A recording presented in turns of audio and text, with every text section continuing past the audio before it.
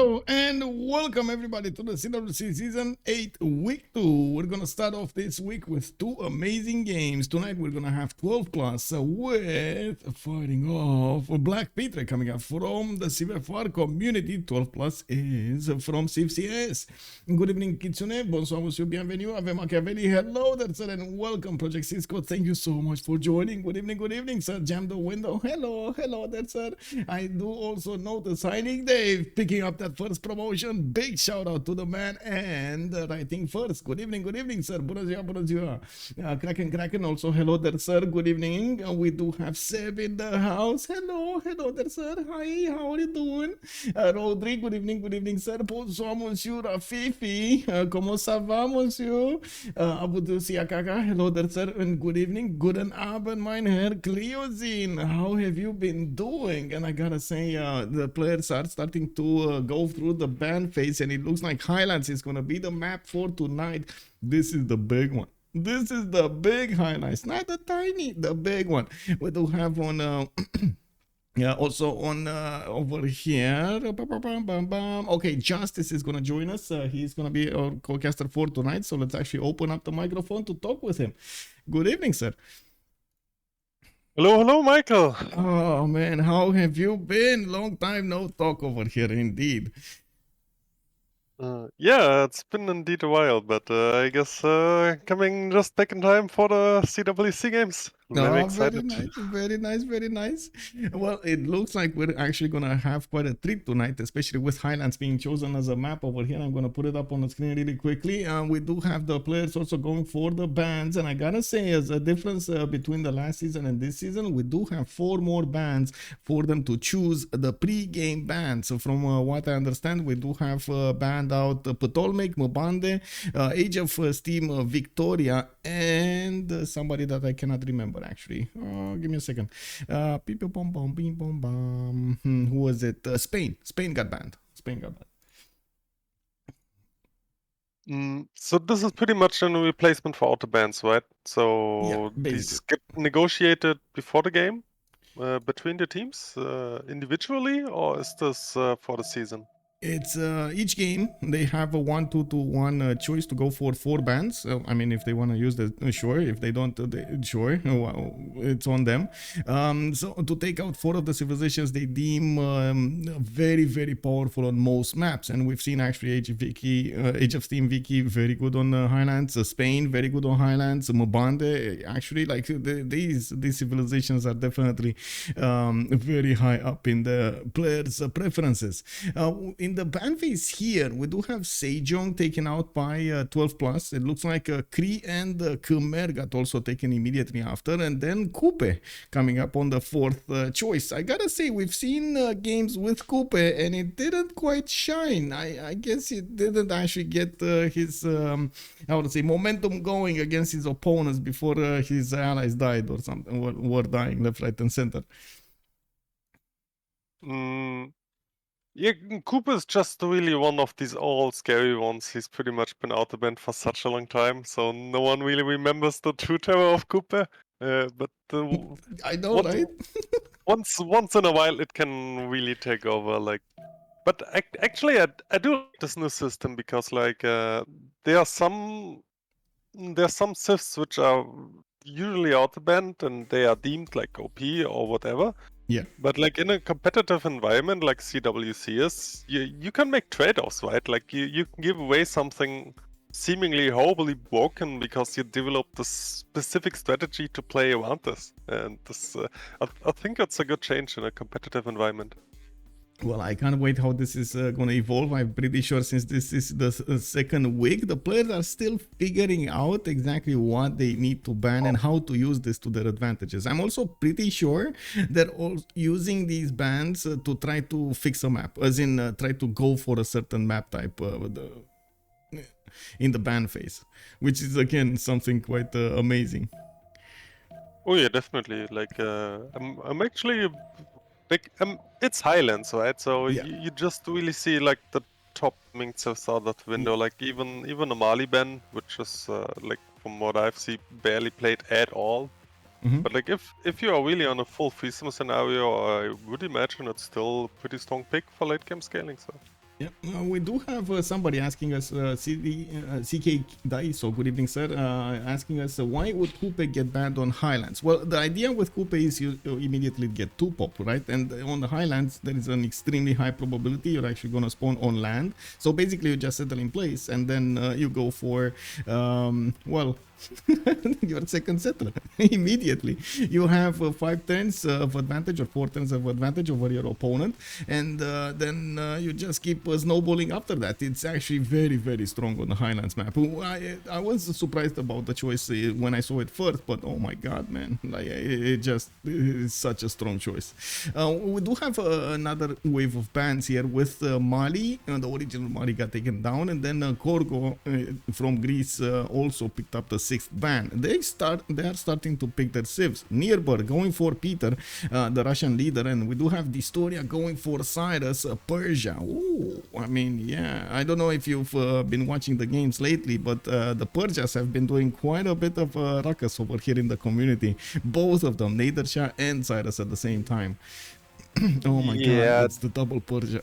Oh. This is mostly doing Mortal Terror though, and like Highlands is not really the map where classical warfare is usually very fruitful. So I'm a bit surprised about the double Persia priority here. I totally agree with this. I totally agree. I am also surprised, but oh my god, man, it might happen. We do see Cyrus and Nader Shah picked up by BlackPitre. I gotta say, in the Civ6 community, and I hope they didn't actually confuse this. This is the big Highlands, the 8-man Highlands. We're not playing on 6-man Highlands, which is right now the default being tried out in the quote-unquote 11.5 fun season that Civ6 is doing.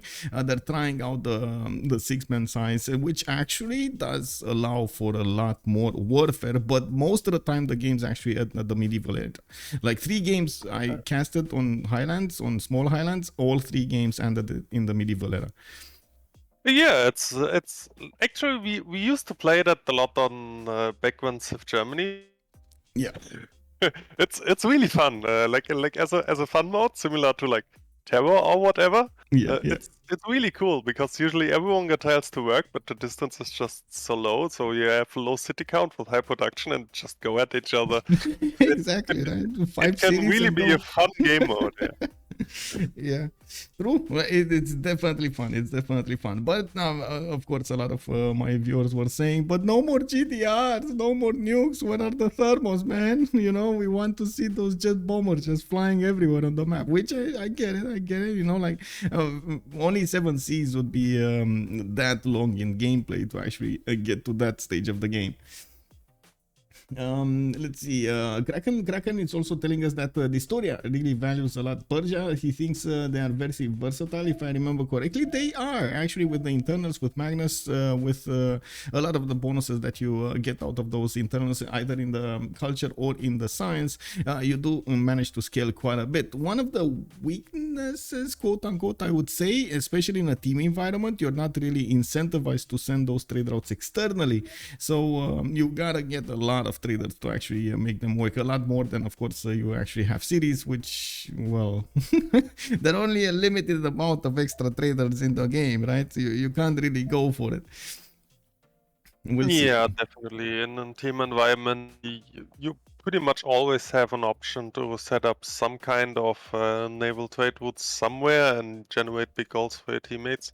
And it's really necessary to your point. So, I mean, I do agree. Sure, Persia is like solid in simming, but like they are like if you're really looking for like late game scaling, they are definitely much better choices. Yeah, I'm looking forward to see how they're gonna play it tonight. Also, Cozy Yogurt, good evening, sir. Senor Testa, hello there, sir. I did also notice Eddie Coffin, hello there, sir, and welcome, Monkey Wazaru. Good evening, sir. Also, Nubus Maximus, not Immortal versus Immortal, Sajay. Yeah, we won't see them throwing spears at each other. No. Good evening, sir. Also, good afternoon, Linda. How are you doing, ma'am? It looks like another 3 more bans have been chosen. 4 more bans have been chosen with Muhteshem. This is Muhteshem, actually. Yeah, I this think so, is right? mutation, yeah. Canada, Hungary, and Chandragupta, India got taken down. Chandragupta did also suffer a bit of a change since the last time I think we streamed the games. I don't know if you're up to speed with it, but his, what was it? Holy sites generate, I believe it was this. How do you call it? Generate general points? Okay. Yeah, and like you also get some movement bonus and combat bonus, I think, if you have a temple or something like this, right? So Exactly. it's probably pretty cool. I'm a bit surprised about the basil, by the way, with Russia already on the team. Like, I mean, I do understand that, like, if you get a good spawn on Russia, you will get gold with the Camp Pantheon, but double monumentality as a first one pick, still very surprising. That is very true. Also, I gotta say, they're gonna need to pick gold civilizations now because they're gonna be lacking gold quite a bit. Like you said, this is gonna be a problem. In the beginning of the game, you might not think it's that big, but not only for upgrading units, but the versatility of actually having the ability to buy out tiles, get resources. Maybe at some point you need a warrior or something like that to defend yourself. It's very important at the beginning of the game. We do have Menelik somehow getting through this. I don't know how he got through this, and it looks like Alexis Krempp is gonna get it, and we're gonna see Ethiopia being played out. NiLocC is gonna go for Rome. Simple Mouse is gonna finish the draft for 12 plus with Dido, and then Xpli is gonna need to finish the draft for BlackPitre. I gotta say, both of these drafts look quite interesting tonight. We're gonna have quite a bit to talk about them. Yeah, well, basically we have like Rome is pretty much the most generic pick on every map, right? You know what you get. Like, this is pretty much just a rock solid pick on every map. If you don't know what to pick, just go Rome. You never go wrong. I know, right? Yeah, and looks like they want to fix their gold issue with Dido. So they probably will only have like one commercial Civ with Rome. So that might actually be interesting to keep an eye out for the merchants. So they last picked Pericles as a... Actually, I'm a bit surprised about the Pericles, to be honest, because Ethiopia obviously has a pretty easy time being a culture defense against Russia himself. But maybe they just want to play Ethiopia for the... For the Oromos. the Oromos, that's what they're called, but... They're not as strong as before. Now they don't get the full movement, or I should say, they do get stopped by the hills versus the previous version we've seen.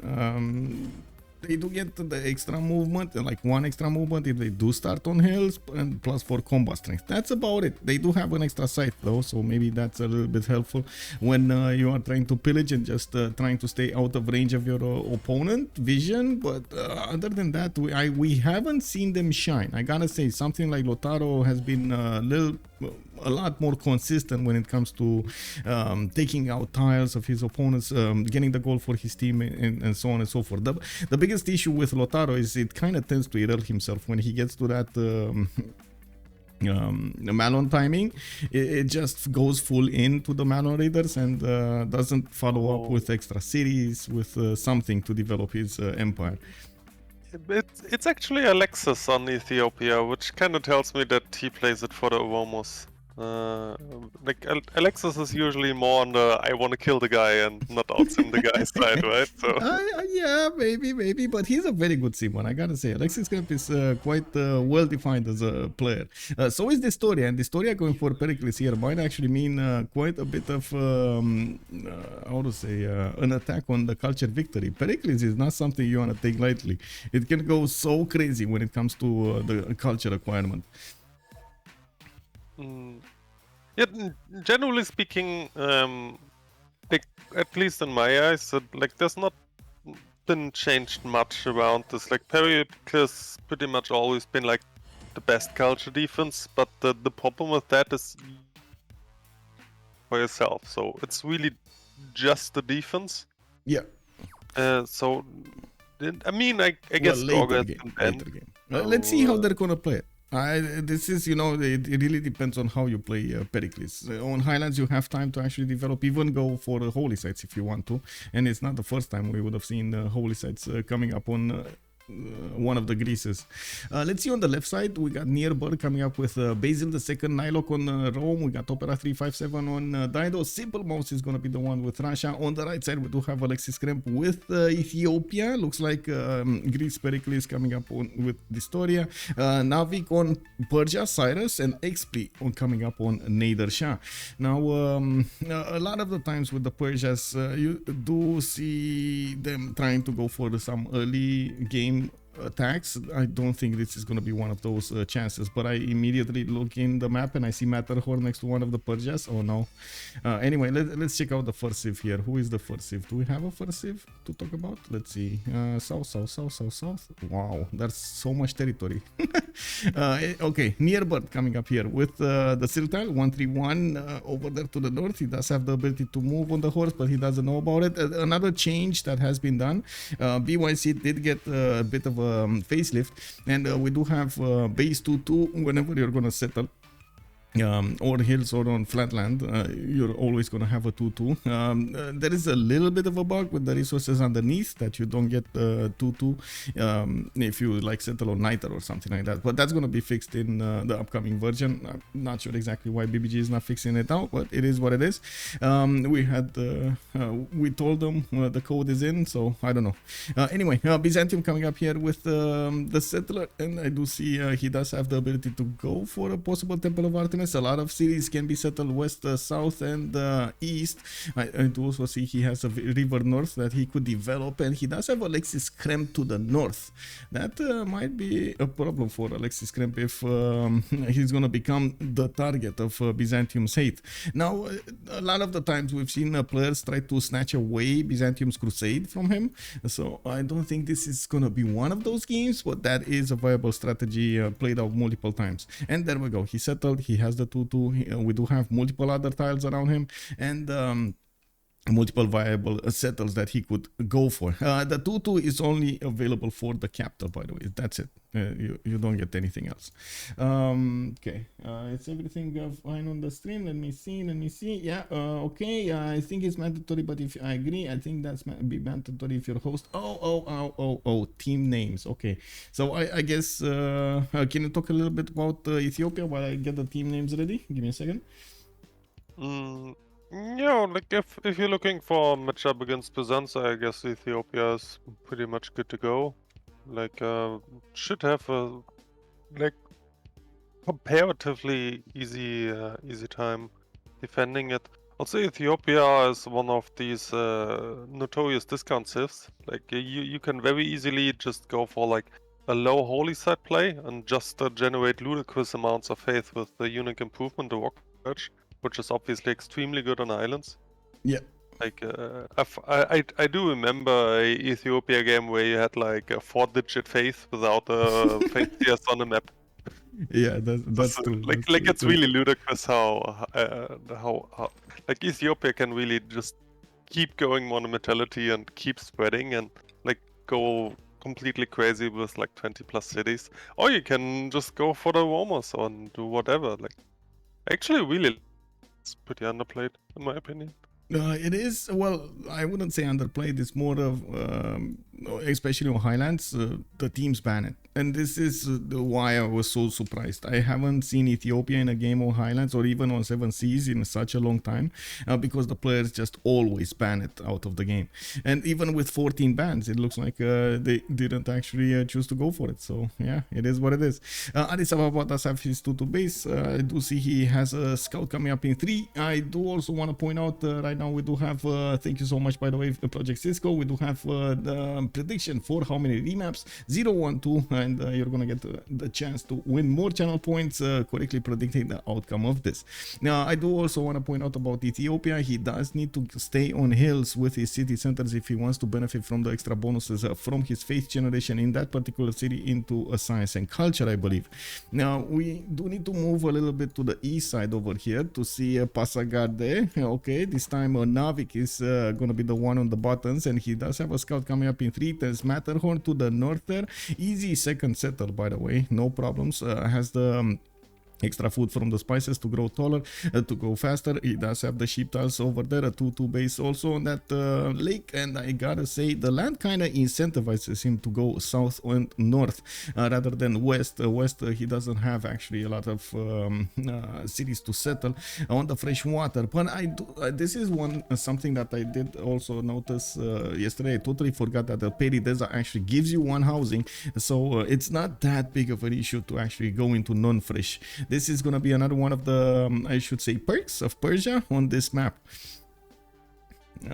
Let's move forward over here on Rome. Rome with 3 deer tiles, woods coming up there to the north, woods coming up to the south. I do see he has a second settler on the coffee tile, and I do see he's pumping out scouts quite quickly. Pamukkale settled to the southeast. Does he know about this? No, not yet. Okay, he doesn't know about this. I guess we're going to need to see the scout if he actually finds out about it early on. That's going to be a pretty good campus over there, easy peasy. And initially, well, his warrior is going to the west side over here. He does also have on the right side Dido, and there's no easy possibility for them to actually get trade routes through the seas, but they can actually set up some trade routes later on in the game. Now, this actually, wait a second, he can set up with Russia maybe later on in the game. Like, it kind of depends if Simple Mouse is gonna give him this city and maybe make another city over here to the, oh my god, no, he blocked himself. Oh, KW, he blocked himself from actually getting a city over there on the coast. It is what it is. Anyway, tired with his 2-2 base, he does have the fresh water from a river. I do see he also has quite a bit of coast to develop on, and he's gonna be relatively close to Persia on the northwest.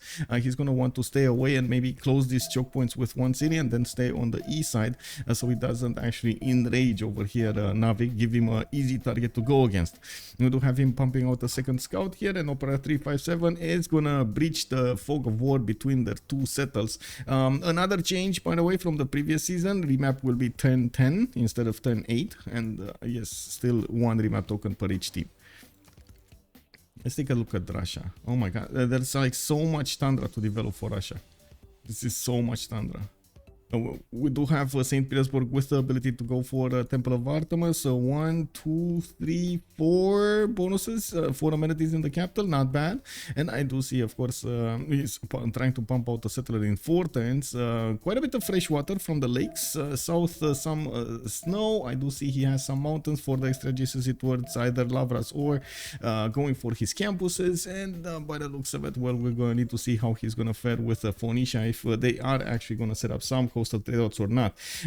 Gold generation on the seas is very important during the game, and of course we're going to need to follow this up on other players if they do have this ability, because it's gonna make so much of a difference.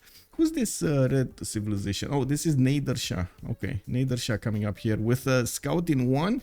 He does have his 2-2 base, a river to go and expand to the north, some freshwater settlers to the south from the one-tile lakes, and he can actually put 2 cities there. Inland sea to the west side, Piotahi, but kind of far away to actually get there initially. And I do see a lot of late game aluminium for him. Oh, this is, well, bombers, man. 1, 2, 3 aluminium tiles, 4 aluminium tiles. Oh my god, man. Jet bombers. Come on, man. Rush jet bombers. No, it's good that this is actually the science Persia, right? So at least he's gonna get there a little bit faster. I still want one team to go for England. Senior Testa is calling it out. Yes, please. At some point we should have 4 Englands, but a lot of them are getting banned though. Like not like Age of Steam, for example, got banned this time around. So yeah. Okay, Athens also with quite a bit of aluminium. dISTORIA is gonna have a lot of cities over here, and kind of funny, the both culture big boys over here are actually close to each other. St. Petersburg is gonna be to the west side, not close at all actually to Athens, but they are still gonna be next to each other on this map. dISTORIA does have multiple cities to settle to the north and to the south. Quite a bit of late game aluminium for himself as well. 1, 2, 3 tiles that I can see immediately, and I do also notice a decent amount of one-tile lakes over here on the west side where he can go for it. If it stay like that for each rollover, we will ask for to swap host. I guess they're talking about slow rollover or something. Maybe somebody didn't actually. Well, I did notice something with simple mouse at the beginning. For some reason, I don't know how, because this is something that's not really happening to me. I had 0 ms to the host, and I was like, what? How is that possible? Am I not in the game? You know? Anyway. Also in CWC, you shouldn't be able to ban them against an English team. Oh, kick W. Also, Evan Machiavelli, good news. Have you heard, brother? Wait, what do we need to hear? What do we need to hear? Also, good enough and Salty Carabera, how are you doing, ma'am? There is no Hazagi in the game. What am I supposed to vote now? Yeah, that's quite a problem. Also, can you show Russia respawn? Respawn? As you mean spawn? Yeah, sure, I can. To left hand channel, also good evening, sir. 0 remaps yet. We're still waiting for them to get to 10-10 to see if we're gonna get there. I don't know what Nearbird is talking with. It is just my problem, but I guess we'll see. Yeah, well, anyway, I honestly, I didn't see any problems with the spawn. Other than adjacency between the players, I don't see any problem with their spawns at the moment. All of them have a decent amount of cities to settle. All of them do have a decent amount of land. No coastal trade routes. That's one thing I gotta say. No coastal trade routes for anybody in the game. Face civilization on the left, Basil with Ethiopia, Russia next to the culture of Greece. We do have the first settlers already coming out, and one more turn until we're gonna see the remap option. Do you see anything wrong with the spawns here? Well, not wrong. Like I think Washer spawn is not very good, while on the other hand, Rome is pretty good. But this is not like at least I see no you have to remap thingy, right? So it really comes down a lot on strategic decisions how they want to play it out. And like assuming that 12 plus considers Russia as a main win condition, like it's not even really about the land, it's just about the fact that he's so much against the coast, so he can really only expand in like one direction. Yeah, which really slows one down. Hey. So I'm maybe they might remap, but I don't know if they have met. So like for example, if Dido met Cyrus, they might be tempted to remap for this as well. No, very far away from meeting each other. And Addis Ababa did not beat Byzantium either. Also, thank you so much, Valentine. Good evening, sir. Much appreciated for the resub. Thank you. So yeah, the players are starting to get their votes in. Looks like all of the players from BlackPitre did plug them in, and no remap. This is gonna be the map. Okay, this is gonna be the map. So let's see from each team. We do have Ethiopia over here on the west side, which is gonna be the ally of Greece to the southwest, and the ally of Xpli to the west side. Oh, there we go. These are, oh my god, no, that's so far away actually. I was thinking maybe they're actually gonna get some coastal trade routes, but there is a possibility that Greece can set up coastal trade routes with Persia, and it kind of is the how to say the timing for diplomatic service when you actually get Wisselbanken. So yeah, it's fine. Athens can get the city over here to the north on the coast. We will see Xpli get a city on the east side. Like I said, Persia is not really incentivized to go for coast for external trade routes in general, international trade routes, but it might actually get going this time. Oh well, we'll see. I also hope we're not actually gonna see Nearbird over here having these things. But anyway, we gotta finish that prediction, and we're gonna need to put up the next prediction. We're also gonna need to choose Take a look at each of the civilizations and see their early moves with their abilities here, with strategic resources and everything. I do see Alexis Krempp does have the benefits of horses right next to his city center, and I do see he has Iron Tile in a southwest position with a second one. Mighty Babat, woo! Thank you so much for the prime, sir. Much appreciated.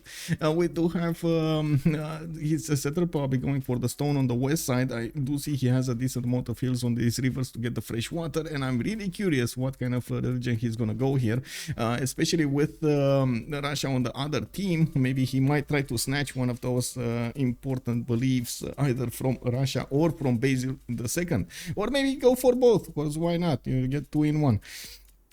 Now, we do need to see where he's gonna choose to go for on the west side, and of course what kind of pantheon he's gonna choose to go for. Let's see in the south here, we do have Constantinople. Byzantium did also get a settler at the same time. We do have him expanding towards that silk tile. He can couple it with the rice tile to the northeast to get the food and the production in, and I do see monument is actually chosen by him. This is a very interesting choice. Wait, this is, oh, never mind, this is near birth, so he's gonna need to reconnect over here to actually get how to say, probably choose another thing in the production screen. Do you think a monument is a good choice for him? I don't think it's so, but maybe it's just me. But I mean, to be honest, I'm definitely the wrong person to ask about it. I never built monuments ever. You really never, like, the extra culture? No extra culture for you? So how do you get the culture? Do you prefer to maybe get the wonder and put a few theater squares around it? Do you have time? Do you have district available? Well, yes, of course. So, if you're obviously assuming you're in a threesome scenario, right? You just discount your districts correctly, and then you benefit from penwash. Then you don't need any monuments. Okay, yeah, I guess so. I guess you're right, but I still am a fan of monuments. Just saying, it's a good way to get those. Yes, I am. Obviously, I'm an outsider on this opinion. I mean, it's been proven mathematically, but a lot of people are on your side. So people like to build their monuments, even though it's mathematically not efficient. Okay. I mean, it's the same with granaries, man. Yeah, of course. I mean, this is not really. I don't really think this is a right or wrong side, but rather people obviously have their preferences, and people do what they like to do. So, even though I may be mathematically right, it doesn't necessarily mean that it's the right thing to do in every game, right? Yeah, true. That's true. It kind of depends also on the civ that you're gonna have, if you're gonna get those monuments built or not, or you need the extra culture or not. Let's see the strategics. Byzantium does have these horses on the west side. His iron is gonna be quite expensive to the northwest in the 3 tile out ring, and I do see. Well, we're gonna still need to wait for him to rejoin. Looks like Nearbird is connecting, and I hope he's gonna be fine. I really hope he's gonna be fine. Where is he? This is one of those things. I know some French players were telling me, no, this is a myth. If you have 0 MS, it's definitely a myth. Oh my god, he's not getting in or something? What's going on? Anyway, but this is exactly what happens when you don't have when you didn't fix your 0 MS to somebody in the lobby. He just unfortunately keeps doing this.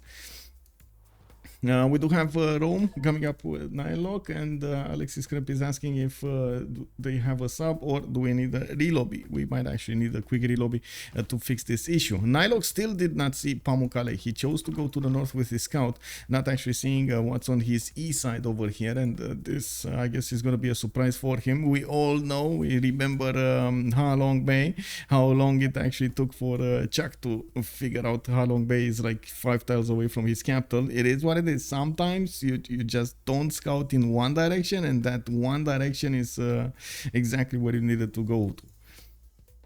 Seb is also telling us, if you have Russia or Canada in your team, does it affect the chance to spawn near Tundra for other team members? Not, I don't think so. I don't think so. Actually, having the civilizations in the Tundra just gives more land available for the other civilizations in the big land in the middle of the screen. So yeah. I would say, well, I guess if you look at it that way, it actually might be a bit a bit less chance to actually spawn next to the Tundra, because there's nothing pushing you out of the middle of the map. Let's see. Rome does have iron in the north tiles. 3 rings out. I don't see his horses though. Oh, there we go. To the south west, he's gonna have 2 horse tiles. He's gonna get 1 to acquire in the capital city, but then he's gonna probably need to settle the other one, or next to the other one. With the Pamukkale, he can actually get the fresh water, and I can see he has 4 tiles. Unfortunately, there's a mountain range blocking the south part of Pamukkale, which is the biggest one, by the way, the best one. The tiles in between are the best ones that you want to use for the adjacency. As you can see, it does provide you major adjacency bonuses to theater squares, campuses, and commercial hub districts. There's actually, yeah. I just want to point out that there's a geothermal as well, so you can pretty much just, wait, no, actually that's 4th wing. I was about to say you can plug Gov Plaza on the 1-2 and have good campuses all over the place, but it's 4th wing, so never mind. Oh, you mean here? But you can put it here. No, on the 1-2, right to the stone. But yeah, where you point is fine as well. Like, yeah. But I don't think that he will do it, because it's a 3rd wing variant. You usually cannot afford it, but the man can dream. Yeah, that's true. And this is where gold comes in, right? This is what we were talking about earlier. Like this is exactly the stuff that you're not getting. Well, actually, it's not even really about the gold, but rather monumentalities usually just need more gold, because for one, they usually need to buy out the holy site, and then most of the time they also need a unit to protect the holy site, because the Griefer scouts will always be there. Yeah. Okay, so it looks like we're gonna have a re-host over here, and dISTORIA is gonna be the one hosting next. Okay, it's fine. That at least they are fixing the problem, and we're gonna get this going quickly. Hopefully, plus. Give me a second to open up dISTORIA's profile, so we can take a look over there. Oh my God, this you didn't catch the change by the way from Discord, right?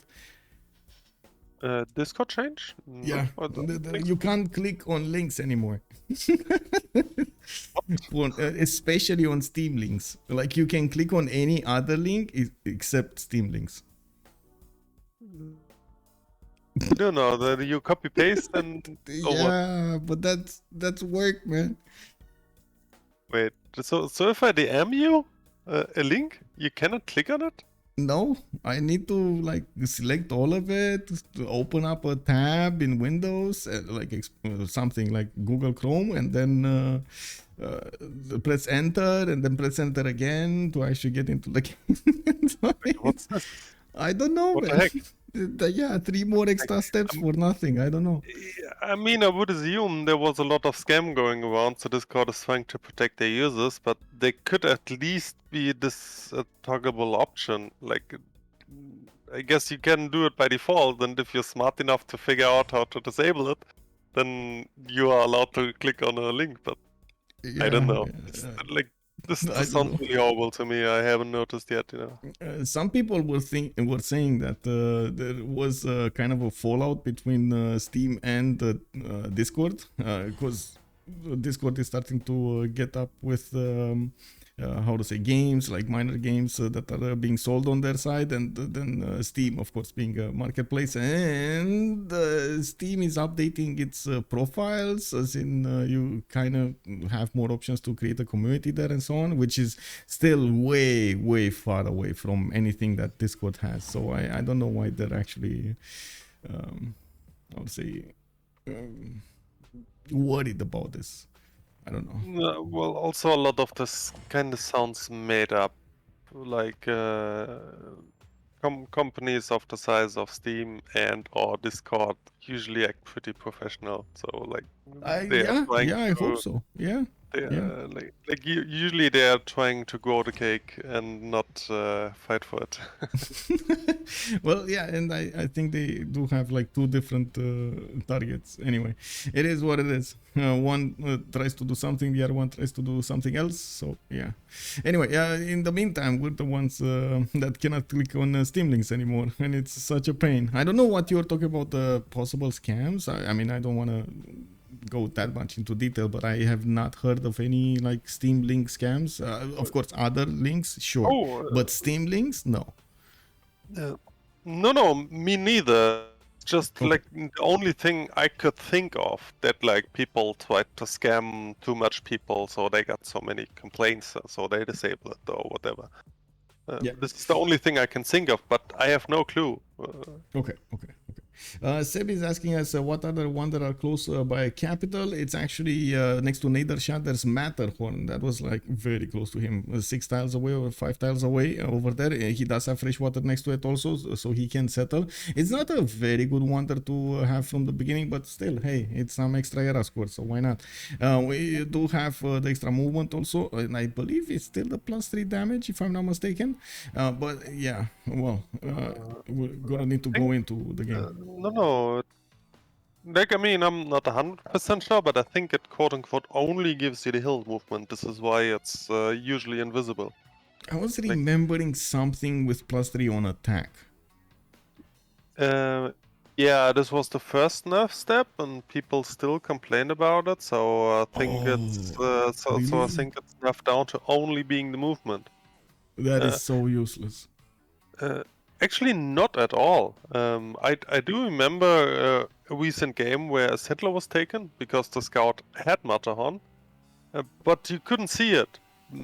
Because before I see. you could hover over the scout and see the +3 for Matterhorn, and then know, oh, okay, this guy can move over the hill. But now you cannot see it at all in the combat preview. So like the enemy cannot know that your scout can actually move over a hill when he has no promotion, right? So you can we might actually see a couple of settler snatches with that.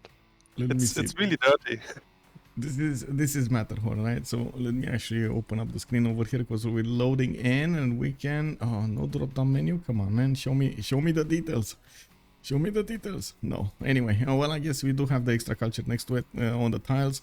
It is something added, and Nawyk is gonna go and settle where I was thinking over there to the northeast. Is wait, if he's here, I don't think he's getting the era square. I think you actually need a bit closer, right? Yeah, it has to be within 2 tiles. Yeah. Also, I want to point out that on Highlands, this can be incredibly useful late game as well. Like for tanks, for example, if you don't have to build wards with a melee engineer and just move over odds with just one movement, that's very valuable. Yeah, well, yeah, you're right. No extra +3. Wah, wah, wah. That's a bit unfortunate. No extra +3 for Matterhorn. It is what it is. Anyway, coming back to the game here, we do need to take a look at their strategics in more depth.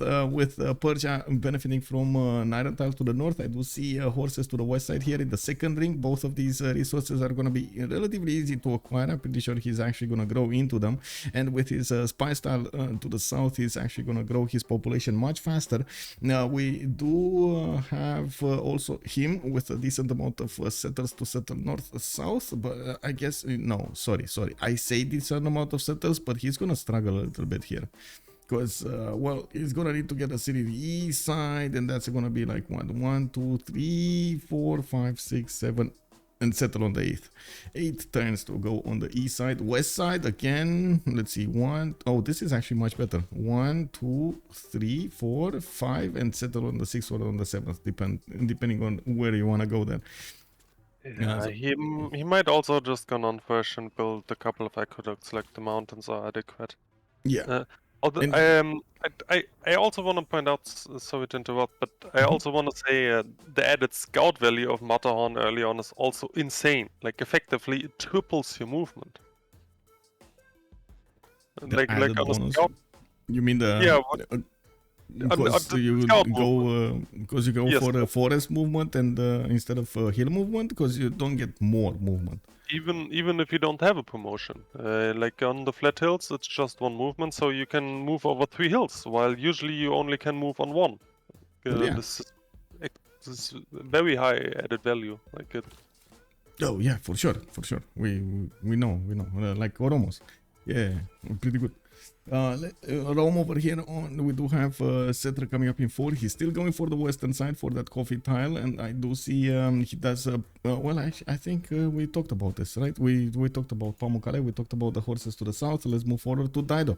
Dido moving inland. He's going for the copper settle to the west side. Looks like Tyre is going to build another settler coming up in 7 turns, and I do see he's going to benefit from quite a bit of gold over there, and bananas to benefit from the extra food.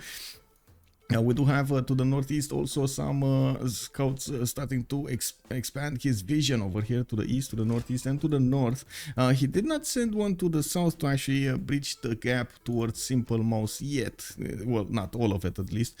He does know how the territory looks like, but yeah, not everything. I do also notice a relic. Relic on Russia. Ooh, that's nice. And we do have Opera 357 pumping out a settler in 6, and I do see he's gonna be 3 tiles out from a horse on the east side, and his iron is gonna be second ring on the west. And these horses, well, I'm pretty sure he's gonna settle that horse to the northwest, to be honest. He does need to get the quote-unquote protection against Persia somehow, and I think this is gonna be a good way for him to defend himself here, behind that river. Kazan did go for Earth Goddess. We've seen the faith popping off, and of course with the extra relic that he did manage to get in the city of St. Petersburg, the Stone of Scone, he's gonna get more faith and a little bit of tourism from the beginning. Not bad. We do have shrines coming up in 2 turns, another Lavra in Kazan, and at the moment, wait, he did not go animal husbandry yet, or is he going animal husbandry? We do have him, oh, he did. He's going for Archie. Okay, so I'm feeling Temple of Artemis coming up soon. He does need to get a builder though. He definitely needs to get a builder. And how is this 232 tobacco tile? Okay. I understand the production and I understand the faith, but how is it 2 food? Wasn't it 1 food? Was there a blizzard over here that ran through the territory? I guess it was, right? Because blizzard stateria. Yeah, and this is wait. This is Nenya. What is this? Lemuria. This is not the correct one. Crippling blizzard. This was hurricane. Maybe something else. Maybe I don't see it, but yeah. Anyway, something might have happened. Blizzard probably. I'm thinking the same thing. There's another few tiles over here with extra food. There was quite a discussion yesterday, by the way, about Nader giving food. What do you believe of Nader giving food compared to reality? What is your opinion about this? Well, I mean, you say compared to reality, then I look at Mali, which are eating sand, so I don't... Oh my god. Yeah, I guess so. Man, no, they actually know how deep they need to drill those wells. That's the Mali secret over there, you know. Just irrigating their territory.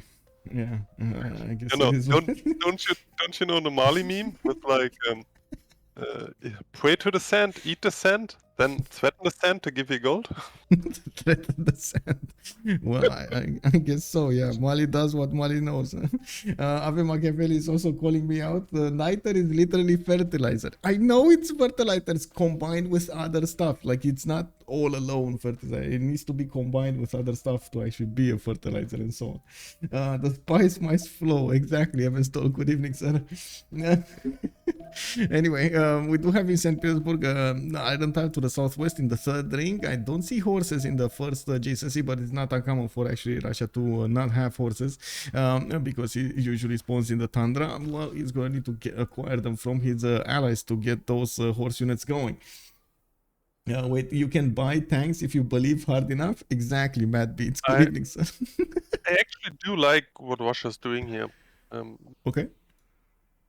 Like he went for 2 city openings immediately projecting because he probably realizes if he doesn't get feet on the spawn, he is completely screwed. Yeah, He's one project away. He's two turning that project. I do see Ethiopia and Byzantium are both making great profit points here, but only like 1 and 2. And we do need to see what kind of beliefs he's gonna get. Like you said, yes, probably feed the world. I'm thinking lay ministry is the second one, but I'm very curious. Sorry? He really needs it. Like, there's no way around it. Yeah. Like, he has little to no food source at all. So yeah, well, it does have some fish tiles, but they're very expensive. Like 3 tiles out, all of them. Well, this one in Kazan did get settled closer, so I guess that's a little bit better. Let's move forward towards Nader Shah. Actually, wait, this is Nader Shah? Yeah, this is Nader Shah. So Cyrus was the one that got Matterhorn, not Nader. We do have settler coming up in 9 turns, and I do see Xpli is moving his settler to the south over here. Looks like he's going to be between the mountains. I'm actually curious if he's going to move where his scout is, or he's gonna settle there on the 2-2 where he actually sent his settler. We do have Tushpa generating a trader, training a trader here, and managing to get the extra food from the bananas in the south. He does have horses in the north in the third ring, and what is his iron? Oh, iron is a third ring out south. Again, not gonna be acquired by any other city. He's gonna need to actually expand there to get that horse. I gotta say quite a few 2-2s over here on him, and I do see a lot of stone tiles are available also for him to improve. Makes me wonder what kind of pantheon he's gonna go here. On the south, we do have Athens already starting to build the Temple of Artemis. Oh my god, he gonna get it away from Russia, because Russia went projects, right? And I gotta say, I don't see Russia going for...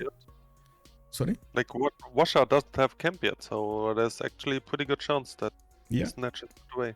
Yeah, he didn't improve. Like, he went for the projects, and I guess I didn't actually talk about it. I noticed it, but I didn't talk about it. I was expecting him to go builder before he actually finished archery, so he can improve the deer tile and then get his Temple of Artemis. That would have been so helpful when it comes to the food. You do get the extra food from Temple of Artemis, you do get the extra housing alongside those extra things over there. Let me see, 4 food, 3 housing coming up over here. Very, very powerful, and 1 amenity for each of these like camps, pastures, or plantations that you get around in 4 tiles radius around it. You'd have had quite a bit of an extra boost in the capital. Yeah, but it's honestly not that good. So like on Russia spawn, like, as being said, I totally agree that he needed to project for feed on the spawn. And actually also do like that he goes for another settler here right now, because he probably kind of assumes that, like, if there's a window that someone builds Artemis, it's usually gonna be around like turn 23 to 25, right?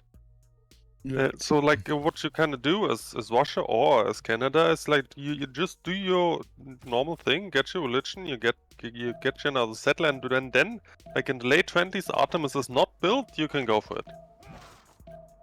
But like the way it happens here right now is, of course, Russia would have liked to have Artemis, but he doesn't really lose anything.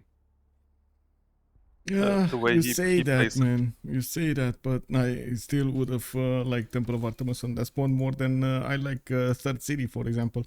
But anyway, I'm pretty sure he would have managed to catch up a little bit faster with Temple of Artemis. And, yeah, but that's the thing. You then just lose it on the timing if the other guy chops. Oh yeah, sure. I mean, like I'm just saying, and that's a very risky strategy. It is, but you know, high risk, high reward in this case.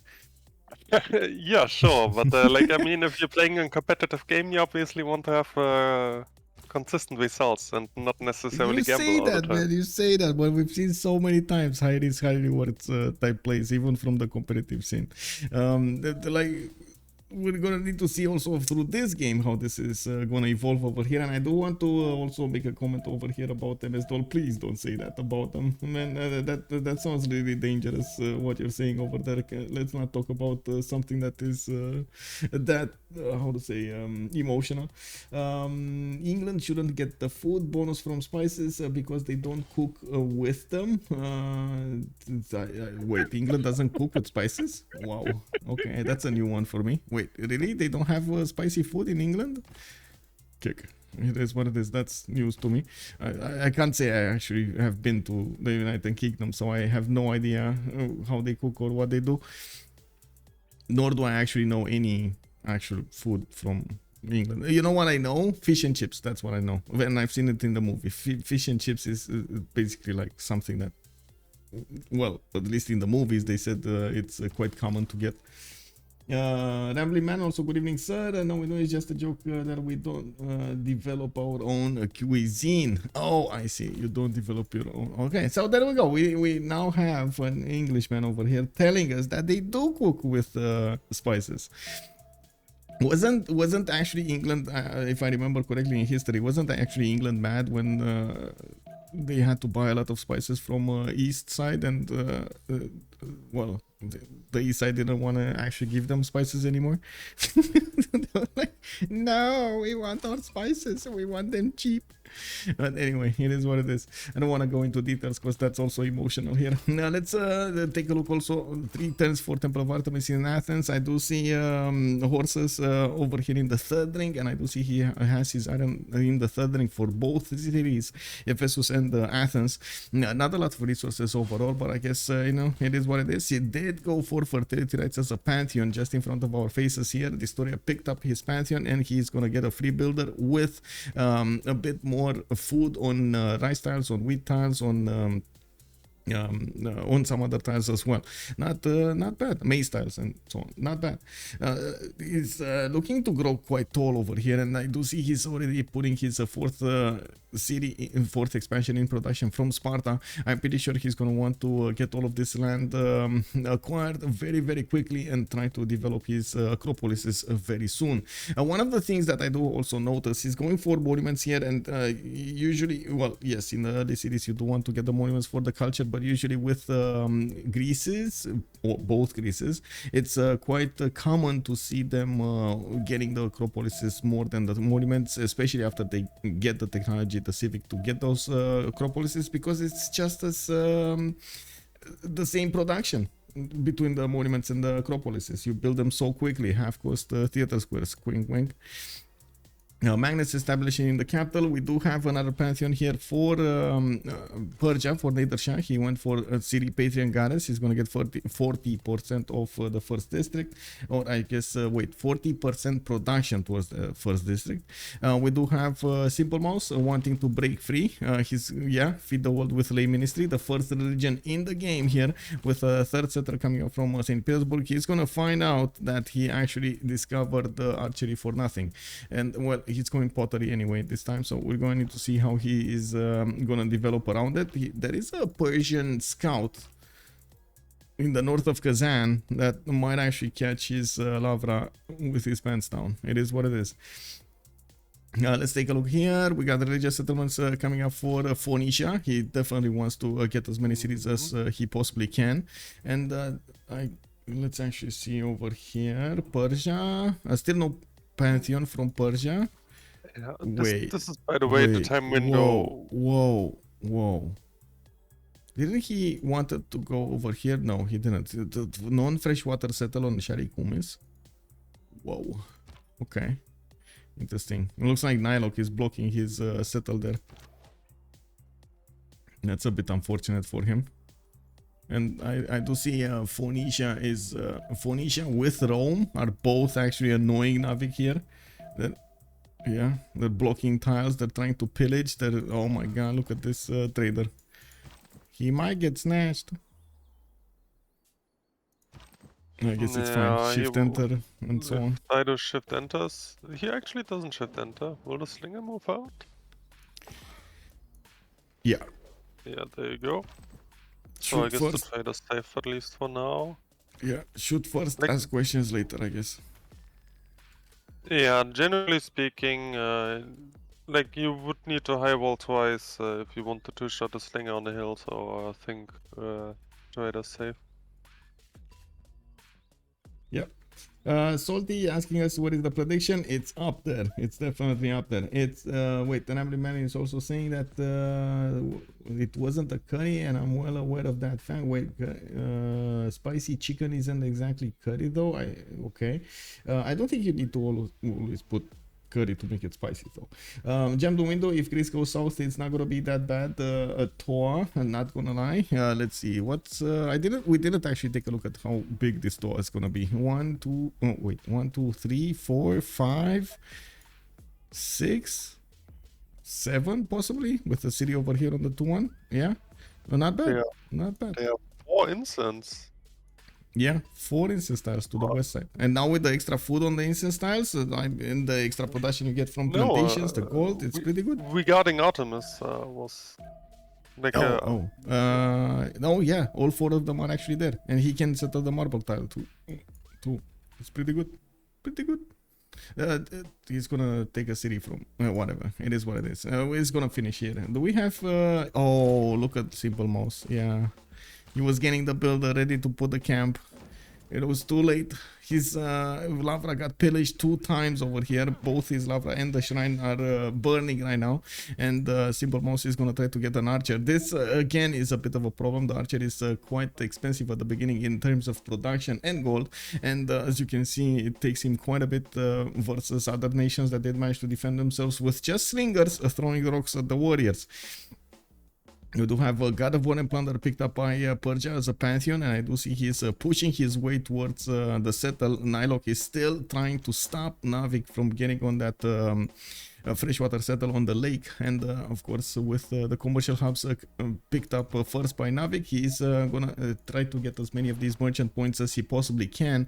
Now we do have also Byzantium getting close to a prophet, Ethiopia getting close to a prophet. We're gonna see the new religions in just a few moments here. Rome did pick up stone circles as a pantheon. 1, 2, 3, 4. What's it? Woo!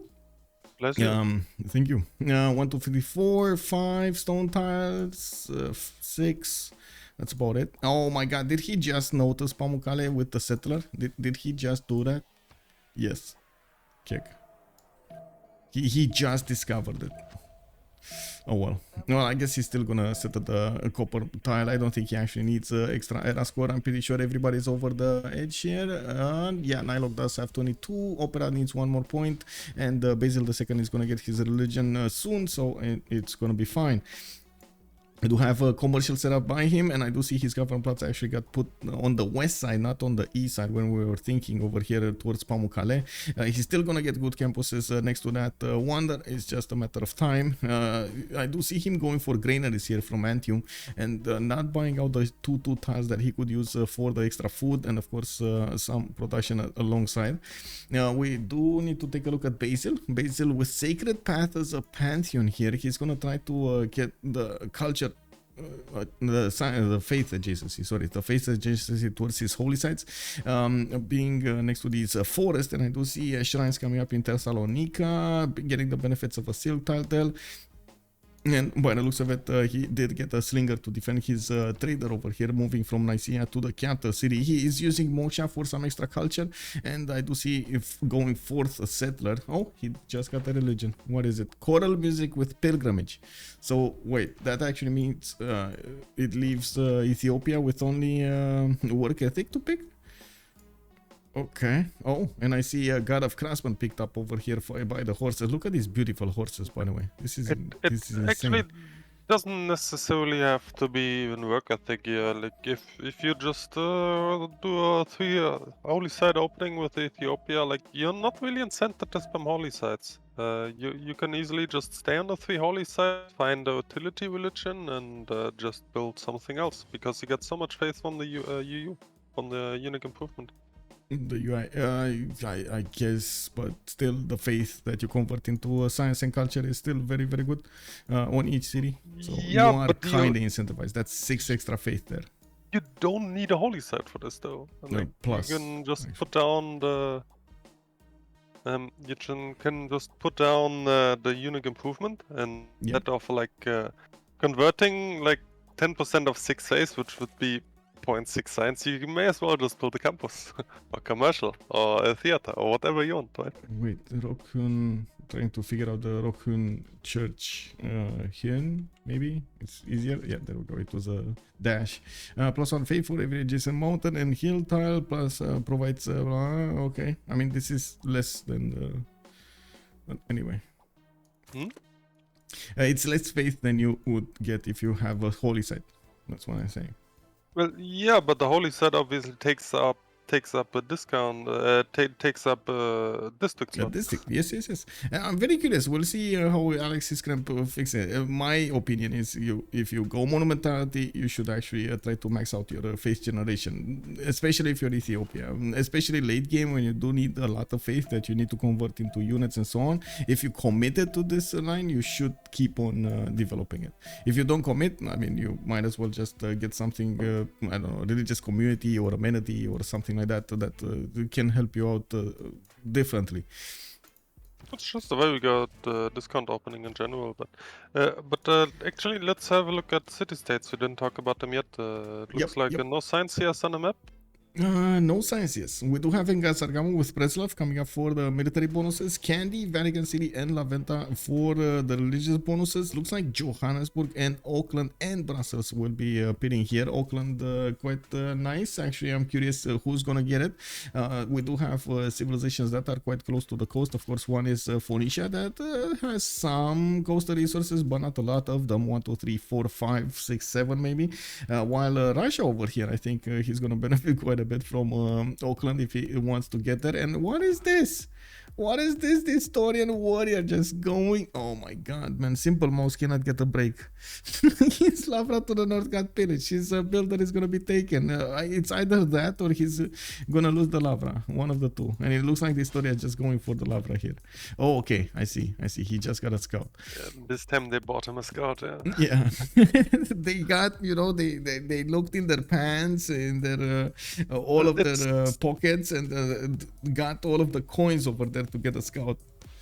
Well, it's still gonna be a shift enter battle. So like Toya comes in faster, he can still shift enter on the holy side. Ave Machiavelli is pointing out that Artemis gives amenities only in the city it built in. I think we actually had a discussion about this, and if I remember, not this one. If I remember correctly, it gave unless it was changed. Was it changed? No, I can say for sure that's not true. It gives the amenity to the city the pasture or plantation belongs to. Yep. So, like, if you have a city, where was it? Here, right? You get it on the marble tile. If Temple of Artemis has adjacency, 4 tiles radius, it will give the amenities of the incense tiles, the plantations improved, or even the cattle tile if you swap it to this city center. The city doesn't need to be 4 tiles out from this. Yeah, the city needs to work the tile, indeed. Yes, that and needs to be in its borders and work the tile, of course. You don't need to own it. So actually, for example, you like if you want to balance out, like for example, that's something I didn't know. Wait, no, I mean you don't need to work it. Oh, so, like, to actually put the population to work it over there. Okay. Yeah, you have to swap it into the city, but you don't necessarily need to work the tile. Yeah. Well, we do have the religion of Alexis Krempp, Protestantism, crusade, and work ethic. He noticed that Byzantium did not get crusade, so he snatched it. And of course, choral music, well, it is what it is. Choral work ethic is going to give him the extra protection from the shrines and the temples, and crusade is going to give him a possible +5 if he does manage to convert his opponent's cities. Now, he doesn't have the ability of Byzantium to just spread his religion freely, and I'm pretty sure as the war goes on, Byzantium is going to get to take out some of the units, and we're going to see how this evolves. Now we do have Nader coming up with 4th settlers soon. Thessalonica did get pushed in the south. dISTORIA did get in there, and it looks like he's gonna pillage, or he might not, depending on the scout movement here. There we go. dISTORIA was a bit late on the buttons. I think he was busy with this one. Oh, yeah, he was definitely busy with this one. He won the shift enter there, yeah. Yeah, unlucky. Well, Russia is getting an archer over there to try to get this pesky warrior off his Lavra, but that's not going to happen before. This warrior, I think he's just going to sacrifice himself to pillage the Lavras here. Like both the shrine and the Lavra will be taken down. Like every little bit of move like this, your lava getting pillaged, your shrines taken down, your districts being blocked from building, you needing to spend production into something else does actually matter so much for the tempo of each player, especially the one getting griefed like this, because they need to actually slow down the development instead of building what they wanted to build. They need to defend themselves, and it does matter. It does matter a lot. Especially in a position like Russia is. Like I already talked about that he can really only expand in one direction. Like the fact that he keeps getting griefed anyway. And like, for example, the units from St. Petersburg can now not move out because there's just warrior in the way. Like usually when something like this happens, okay, you just go the other way and settle the second best city, right? You cannot do that here. Yeah. That's true. That's true. Yeah, and, it's just like really Persia happened, right? Persia, look at that. He was forced to settle 2 non-freshwater cities. This is this is not ideal. This is definitely not ideal. Yeah, but the difference is they are still cities, and he can just aqueduct them up, and the audience also be fine-ish. Like it's a loss, but it's not a huge loss. You say that, but with freshwater they would have gotten to the 4th pop. They didn't like getting 2 extra district slots in those cities, and you don't actually need to wait for aqueduct technology. You're not incentivized to go bottom 3. Oh yeah, of course. As being said, it's a problem. It's a solvable problem. Sure. While Russia is hurt more, is what I'm trying to say. Yeah, but there was Patriotov here also. Good evening, sir. That was pointing out that we do have a lot of faith already in the bank for Russia. 450 faith did get acquired in the I think more actually. He did get 2 builders before I actually checked those numbers. So more than 450 faith did get acquired with Arcanes, with his Lavras before the beginning of the classical era, and of course he did choose to go monumentality. Since we started up with Russia, let's actually take a look at all of their monumentality or of their golden age options. We do have 41 faith a turn here for simple mouse with 6 science and 5 culture, 30 production only, but I'm pretty sure right now after he got his builders, he's gonna start chopping, he's gonna start improving them with mines and so on, and he's gonna try to get as higher as possible. Wait, is this a scout with Matterhorn? I think this is a scout with Matterhorn. Because yeah, there we go. It has the woods and rainforest promotion, and he's just gonna get onto the lava. Just flying by, yeah. Another one, man. It's being said, Matterhorn scouts are one of the nastiest thing in the game. Yeah. Oh yeah, and look at this simple mouse. Oh, the first moves. God. Yeah, he chopped. I don't know how he actually got this in, because like they changed host, right? So now actually Nawyk is or should have the lower ping. So wow, unbelievable. I guess Nawyk was just not prioritizing this. Yeah, we do have quite a few units from Russia trying to defend himself. He lost his Lavra in the capital. He's trying to build hanging gardens over there, which is, I guess, the next best thing after Temple of Artemis when it comes to housing and growth in your cities. We do have multiple builders also coming out, and I think we got a settler. No, not a settler here in Smolensk. I'm a bit surprised about this, because I was expecting him to buy at least 2 settlers and then get the builders. It's at 1 pop. The city is at 1 pop. You cannot buy a settler. Yeah, true. I stand corrected. Well, he did get 2 of them over here in Kazan, so I guess that makes sense.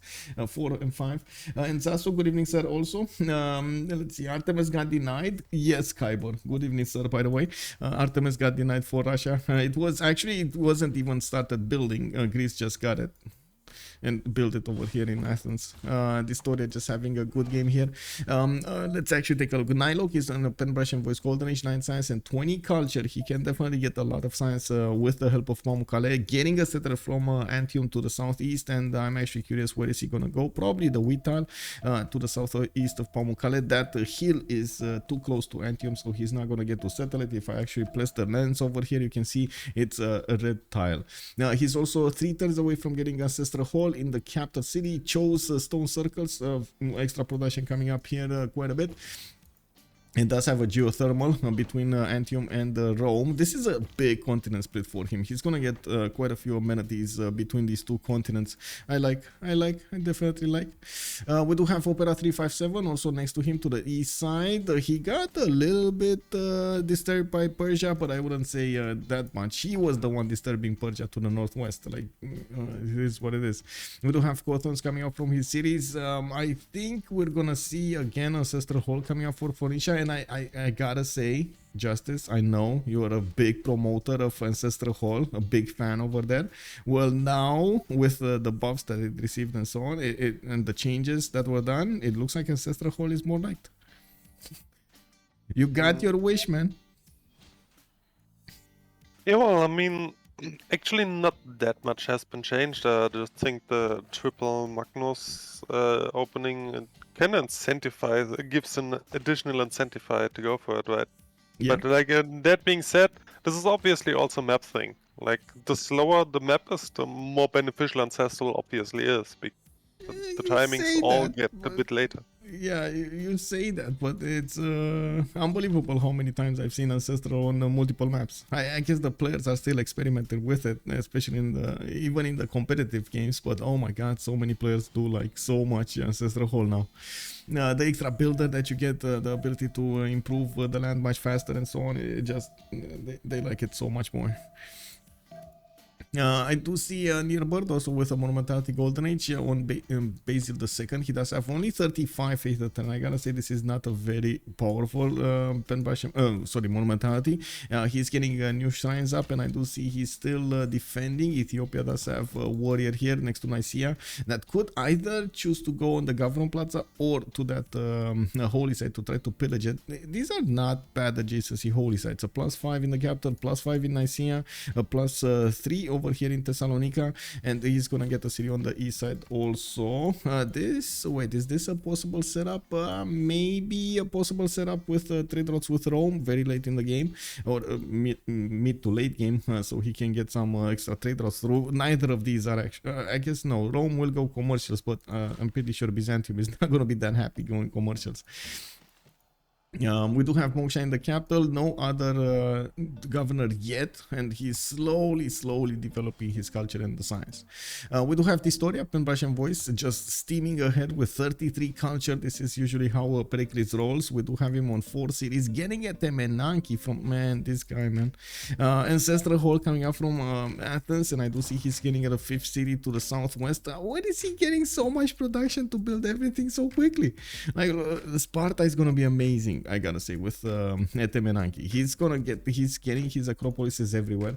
He's starting to acquire quite a few of these great writer points. 5.7 a turn. Ancestral Hall finishing up in Athens. He does have Magnus over there, only one trader. He's not actually pushing towards commercials, not yet at least.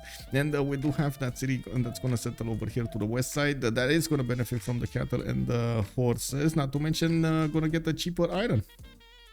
But he won't be able to settle the marble tile we were talking about earlier. It is what it is, man. You know, you give and take. You give and take in this city. And there we go. He actually waited to get Ancestral Hall, or actually synchronize this properly. We got commercials coming up from Ephesus, and I'm pretty sure we're gonna see them popping out in other cities also. Very curious about the timing of everything, but I guess we're gonna need to walk that bridge when we get there. 55 production from him. Alexis Krempp, 55 production and 72 faith, and this is one of the things that, man, he's only on 3 cities and he has this. Audience chamber is a choice in Addis Ababa, going west with a 4th settler, northeast with another one, training a 6th one from Axum, while he's gonna get so much faith generated here so he can get his I would say, his builders and his other things going. He did choose to go for a Monumentality Golden Age, and I do see Rockhewn churches, like you call them out, already being put out over here. I do want to say one thing: Rockhewn churches do lack that extra production. You get the faith, but you don't get the production. You gotta somehow get production otherwise, and work ethic might actually not be that bad of a curse here for him. Well, honestly, over on the French communities, work ethic is usually valued very high anyway. Yeah, yeah, true. So like over on the French servers, it's not uncommon that work ethic gets picked over feed or coal, and they project for it. So Yeah, this is also approaches, like especially in a grassland spawn where you have food anyway, doesn't really matter. Coal is actually more of a timing thing. Like I keep talking about this, but people keep disagreeing on it. Coal is more of a mid-game timing thing, so I would never pick coal as a first pick on highlands unless I have a really close guy to me because it just scales bad. yeah, yeah, true. Um, so yeah, Oh, and you also mean regarding goal, this, the nation, goal. Goal. Okay. Because initially I understood like coal and I was like, wait, no, that's a resource. Why are we talking about a resource? You know? coal, Yeah. So goal as the nation, right? Goal as the nation. coal, huh? I talked about religion. What? What did it, wait, then I'm very confused. I Oh, don't. coal music. Choral. Oh, that's an Yeah, R missing from the word. Okay, choral music. Okay. yeah, Choral. R. Okay. coral, Good. There we whatever. go. There we go. Okay. That's I it. kind of shy away from the hard R as a German because in German we have the hard R all the time. So maybe I'm a bit, yeah, Okay. but whatever. I just shortly wanna point out that like one comment from chat where Matt eats because we have different approaches, right? And Yeah. this is actually a very good example because generally speaking, and I honestly think this is why we kind of make a good casting duo. Is I have a very theoretical approach while Yeah. you are very very focused about the stuff happening, right? And this is Yes. like in the end, this is the beauty of Civ in a nutshell, right? Have a perfect True. approach to the game, but you have to adapt all the time. Like it's so often the case that you can prove that some play is perfect, but it still won't work out because the enemy does something different, right? Exactly. So you have to keep adjusting, and this is I think why we all love this game so much. Every map is different. A lot of the civilization makeup is different. A lot of things that you need to always take into account. And just to come on your how to say to come back to the point of Senior Testa, he was asking us if he would ever able to do a co-commentary. Yes, sir. I have no problems with that. Just a few rules for like how to say language rules and stuff like that for the stream. Just contact me on Discord, and I'll be happy to invite you on one of our streams, or you tell me sometimes that you want to join me on. So Justice, for example, always has been just messaging me like, can I join your stream? And I was like, yeah, no problem. I'm more than happy to actually talk about the game and so on. Ask me questions, ask me a lot of stuff. We have a very different pronunciation for that letter. Wait, you do? How is wait, I don't know this. How is R pronounced in German? In the German language? Mm. Well, I mean, it's not really pronounced that differently. It's just like I think German is generally a bit harsher. So like you usually do pronounce, like you usually give more pronunciation to the R. So for Okay. example, if you say the railroad, like, Oh, okay. it's more rolling, you know? Okay. Uh, German, there are like 5 accents. Well, sure. In Romanian, we got like 5 accents also, and I'm pretty sure there's like so many accents in English. Oh my god, Yeah, incredible. which nation doesn't have Yeah. accents? Kazandar, also good evening, sir, and welcome. We do need to finish up with, by the way, everything. I was so surprised by Menelik the second, and we started talking about its bonuses over here. And we do have Alexis Krempp getting his extra 2 settlers to the southwest, and he's getting a few horses for good measure. I like that he's actually pushing his way towards Byzantium. He might even get to surprise Byzantium, keeping him on this river, or off this river, actually. This is something that I'm a bit surprised that Nearbar did not actually prioritize to get early on. We do have Nawyk with a pen brush and voice golden age, 14 science and 32 culture on Persia. He got slowed down quite a bit now getting his horses, and yeah, he might actually try to push a little bit Phoenicia here or Kumasi. That could also be an easy target for him to go for. Kumasi is only 20 garrison defense strength, and in the meantime he can just get a few settlers out from his capital. I do see he did put down some Peridesas over here for the extra housing, and finally his population is growing a little bit faster. I think he actually got no, he didn't get greenery. So he got a commercial, he got the Peridesa, and got 2 quarries. Wait a second, quarries.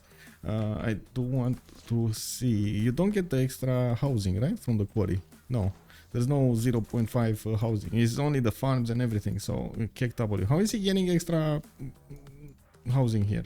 Anyway, now other than, of course, wait, is the commercial giving? This is something I never actually looked. No, it's only the, you only get it from the actual like, how to say, the market, right? No, it's only citizens, so not even this kick. Anyway, whatever, I guess it's more food. Oh, more food from Magnus. That's probably what it is. What it is. He doesn't have how to say, he does have enough surplus food to grow it fast enough. That's what, even over the housing capacity. Yeah, we do have also Xpli coming up with 15 science and 27 culture, 29 gold a 10 from them. You can see actually immediately the difference between the two teams when it comes to the gold per 10. There's like, I think, what, 20% more gold on Amon, 20-25% more gold on 12 on this BlackPitre than we see on 12 plus. We do have Xpli also on Nader Shah with 5 cities already. He's getting a 6th one soon on the west side, getting a lot of builders from his cities. A 7th city also being sent to the south of BlackPitre, while he did put 1 in the non-freshwater area. That's it. It's gonna be fine. And I think he did get Ancestral Hall as a government plaza. He did get Magnus for the internals, and I do not see a lot of science coming up from him yet. He's going for the culture over here for Moksha, also using the Peridesas for that extra culture and gold.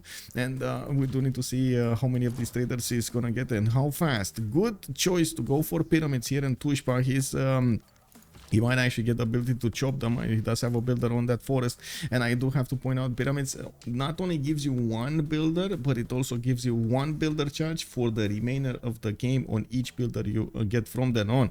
That's just gonna be so powerful here for him, especially at the feudalism timing. 6 charge builders or even 7 with Moksha. It's gonna be incredible. With Moksha, with Liang, it's gonna be incredibly powerful. Yeah, Pyramid's definitely one of the best ones in the game. So if you have a flat desert tile, always go for it. Always. Yeah, no questions asked. It's extremely strong, extremely strong. Do have dISTORIA finishing up at Temenanki. Looks like we do have him on 25 science and 52 culture. The fact that he's not going to get to build campuses very early on, it's so helpful for him to get Sparta with some extra science on it, and that's actually 6 points of extra science that he's getting from these tiles. I do see he's also getting the production from Liang on each of these floodable terrain tiles, and quite a bit of extra food there. He is sending a settler towards Paititi to the southwest, actually trying to get a little bit closer to Russia, or just honestly, I don't think he cares. He knows he's so far away that he doesn't need to worry about anything. Maybe some Cossacks at some point, but I'm pretty sure by that time dISTORIA is going to get good yields in both science and culture. Good stats, I guess I should say. He should be coming up very quickly on the feudalism time, but if he didn't finish it yet, he's gonna finish it in 1 turn. And I do see builders are already getting pre-built over here. He's starting to acquire the writers, which does mean he's gonna need to get some amphitheaters to actually get to work them. This will just increase faster and faster the culture that he's acquiring with the Acropolises being built so quickly. He is already generating 8 great writer points a turn. While Russia, for example, is only on 2.3, and we do have Ethiopia actually making 1.1 point. He did get 1 theater square here. Looking at the production capabilities of Alexis Krempp, this is starting to get extremely how to say, concerning here. We got 81 production, almost the biggest production in the game. The one higher than him is NiLocC on the other side with 85, and Alexis Krempp does have 103 faith per turn as well, alongside that production. What is it? 1 to 3 points. One production point is like 3 faith points or something like that, or 2.5. Something along there. Oh, yeah, that's a lot of extra production. Additionally, you can say 1 to 2. 1 to 2, okay. Yeah. And so 50 more production points you can add to this number over here. 130 production in total. Oh, that's quite important. 2 faith is 1 production. There we go. Head is getting that also to you. Confirming that 12 plus is behind, but I think they can win with a surprise attack. Let's see what 12 plus is gonna do here. They're definitely at the moment just and I think everybody in the game is just getting their foot in the door here, trying to get the districts going, trying to get some district discounts, trying to also get the stats up. We do have Antium, for example, pulling down +4 campus. Retium did get settled with another +3 here. Mediolandum did put down this +2 here, and I do see Governor Pingala is established there. Usually, well, I guess you do want to put Pingala in the highest science generating city that you have. That would have been Antium, but that's a little bit later in the game. He did go for multiple commercials and did start actually to get 32 gold a turn. This is what we are expecting during the game in the gold gold acquirement. Opera and NiLocC actually being the generators of gold for both Nearbird and Simple Mouse. You can actually see a Simple Mouse with barely a positive economy on 3 gold, while Nearbird is -11. They're starting to struggle. We do have Simple Mouse also finishing up Oracle, and I do see he did finish Hanging Gardens a little bit earlier. He did not allow actually Opera 357 to get that city in the north to maybe set up later some coastal trade routes. We do have Voronezh getting a granary here on the west side, which is very surprising to me, by the way, going for a granary with Feed the World, because you already get the housing and the food from the shrines and the temples. It just doesn't make sense to me. We do have Moscow coming up with a Lavra in 2, and I do see it's in a non-freshwater position in like at the edge of the snow. Man, this is gonna be a very chilly city. Chilly Willy city. It is what it is. Pingala establishing Kazan. That's probably the city that he did manage to get Oracle from. I'm pretty sure he actually chopped it out quite quickly, and he's starting to get theater square festivals. One of the things when 2 nations are going against each other when it comes to the culture, you do see them trying to acquire the first writers, because they do matter so much in the game. They are only 30 points, extremely easy to acquire. You just get like 2 projects or even not that for each of them, and you do get so much return on your investment during the game. Now, a lot of the times we do see them trying to race for them, and looking at the screen here already, we do have Greece ahead with 2 of them acquired, and he's probably gonna get the next one as well. 19.1 points out of 30, while Russia is on 5.7. He's gonna finish the Theater Square Festival, and yeah, I guess he's gonna get it next turn. I do not see Greece actually getting projects. No, he's just passively gonna get a 3rd one, and that's it. Okay, I mean, I guess it's still 3 out of 5. There are 5, if I remember correctly, 5 rewriters. Also, I just want to quickly point out that Pericles doesn't even really need to build amphitheaters. He can just give the books to his teammates, and everyone is happy with an extra book, right? Yeah, that's also true. That is also true. AWSAW something new name over there, asking us to show the pantheons. I guess I can go through them really quickly. Fertility threats on Greece. We do have City Patriot Goddess on Nader, Shah, Persia. Russia did go for Earth Goddess, so you don't see that many bonuses now, but you can still see the faith. We do have religious settlements coming up for Opera 357. He finished his Ancestor Hall, and it's going everywhere. We do have Persia here with a God of War and Plunder on Nawyk. That also gives him 10.3 great merchant points a turn, while Rome is on 5.7, the other Persia on 5.7. We do have Rome on stone circles. You can actually see the extra production in the faith. Byzantium did actually go for a sacred path, I believe. Sacred path. Oh my god, we don't actually see it now, but I'm yeah, sure he was on sacred path. Yeah.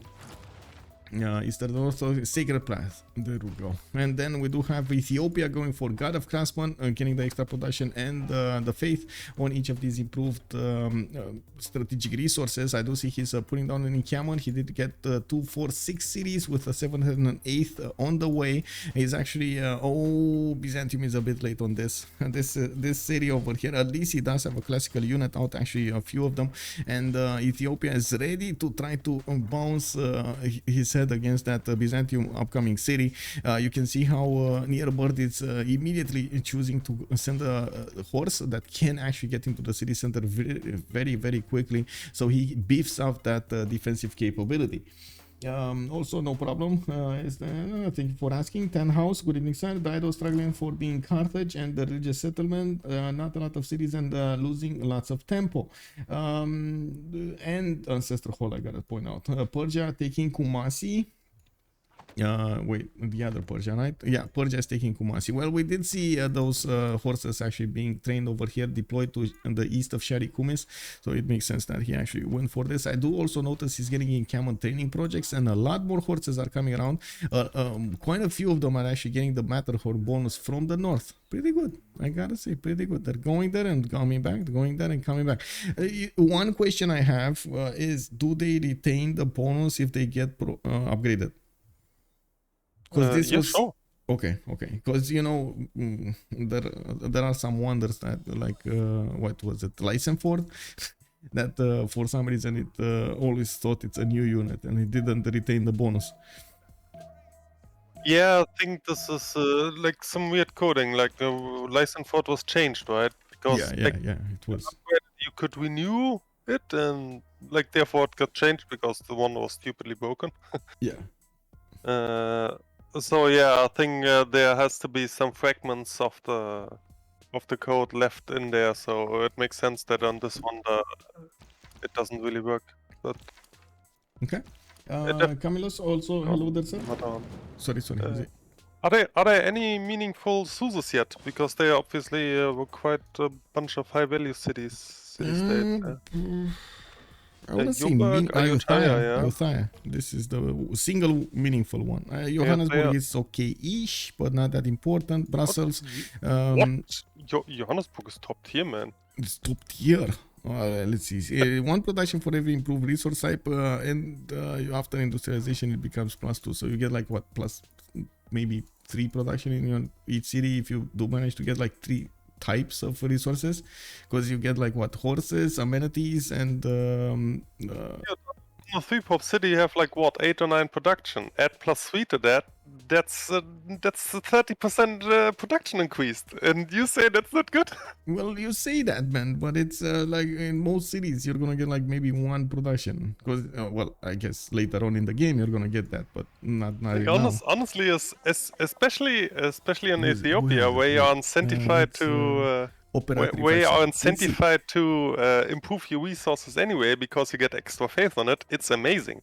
On Ethiopia, but yes, I agree. But then it's actually Alexis on is Phoenicia. Ethiopia. Here's the source, no? No. Oh, right. Sorry. I don't know why I looked at Brussels. Let me actually switch the screen over here. Let's see. How many resources does he have improved? 1 in the city of Dire. 1. So that's 1 production. In Jima, he has 1, 2, 3. Okay, that's 3 production in Jima. This Ababa, 1, 2, and that's it. Okay. 2 production in here, 1 production in Aksum. He doesn't have a second type. In Gondar 0, in Harar 1. So that's a total of like 6-7 production. That's like 10%. That's 10%, yeah. And it keeps getting better. Like if he improves the stone, if he improves the cotton, like it scales so well, and the industrialization, it turns out to be too. Like it's a really good city state. And look at that, we do have Ethiopia actually getting sacred places alongside the other beliefs, crusade and work ethic over here. He's gonna get the +2 science, culture, gold, and faith coming up from his wonder in a city, if the city is converted to his religion. I gotta say, he actually has 0 wonders at the moment. Well, it is what it is, man. We do have him actually seeing what's happening here from Byzantium. Byzantium actually chose not to put that city on the 2-2 base. He moved it a little one tile to the south over here on the flatlands, which I gotta say I'm not really agreeing with this at all. But anyway, we do have Hippodrome coming up over there under construction, and I do see Nearbird is deploying a few more units to the north. Encampment training projects coming up from him, while I'm pretty sure we will see Ethiopia getting encampment training projects on his side. Byzantium actually just developed his encampment. We do have Persia that did manage to get a general, and that's Cyrus, by the way, that did manage to get a general. Trunk.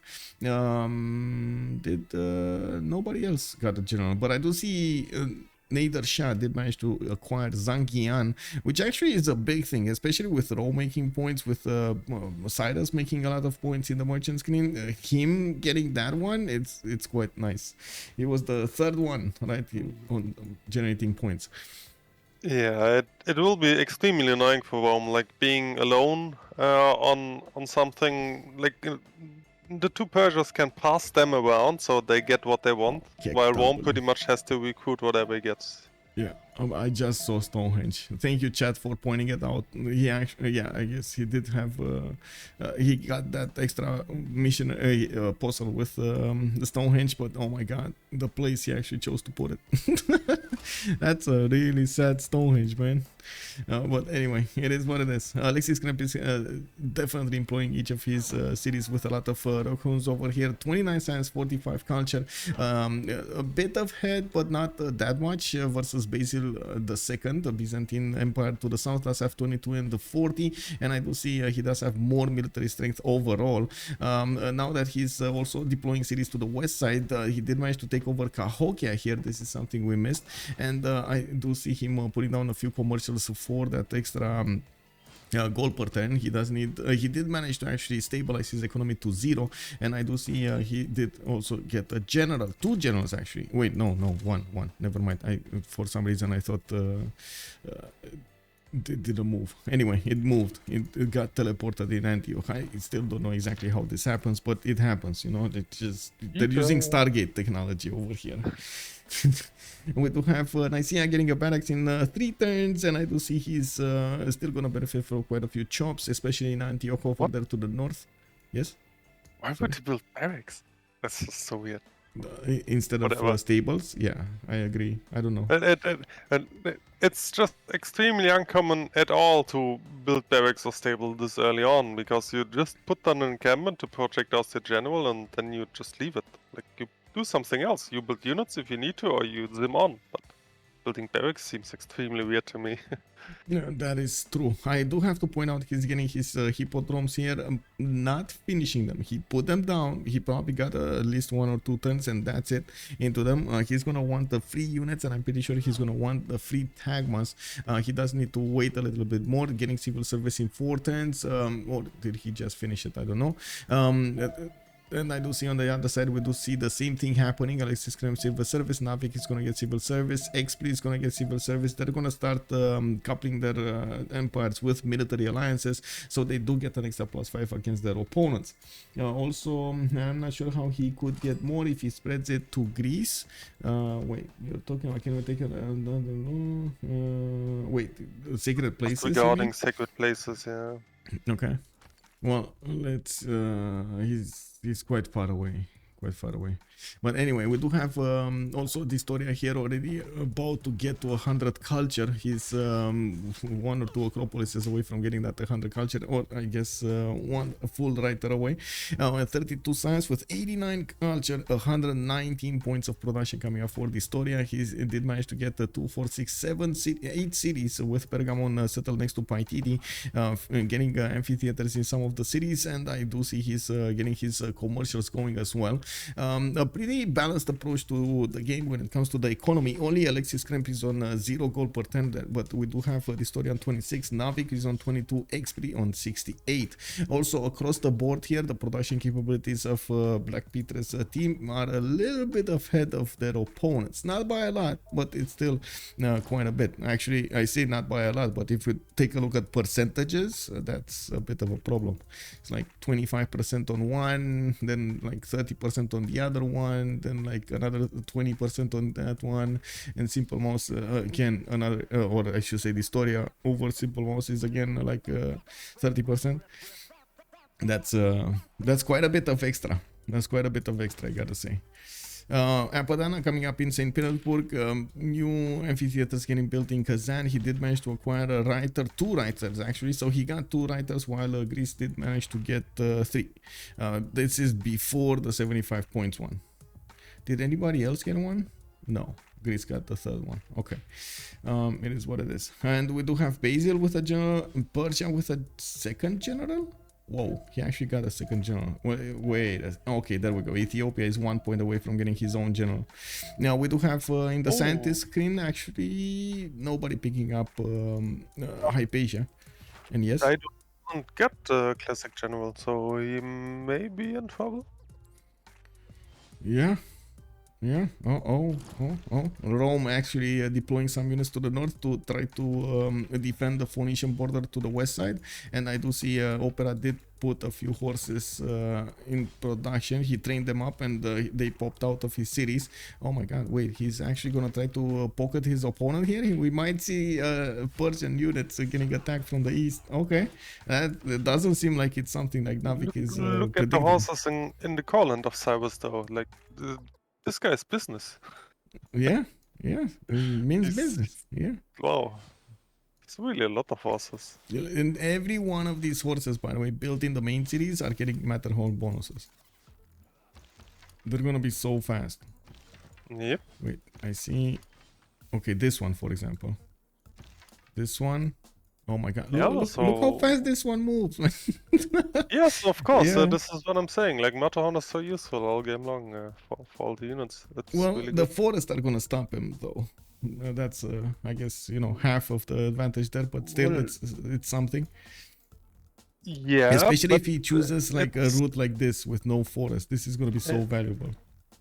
But once again, it still doubles the movement. Like even if it's all wood hills, like 2 movement instead of 3. With the horse with 4 movement, that's still like double the speed. Ethiopia over 100 production, making their whole team over that mark. Yeah, there we go. Bomb. We got it. Alexis Krempp did go over it. And I gotta point out 141 faith turn coming up from Alexis Krempp. This is so good for him. And he is going for holy sites from every city, as you can see, trying to max out his capacity of faith generation. And I'm pretty sure he's gonna use this to get Grandmaster Chapel and use that faith per 10 to actually get units a little bit later. Okay, I guess next era, we're probably going to be talking about pen brush and voice Ethiopia here, not monumentality anymore. Probably, yeah, as he kind of has a target. Like, yeah, the way I see the thing here is like,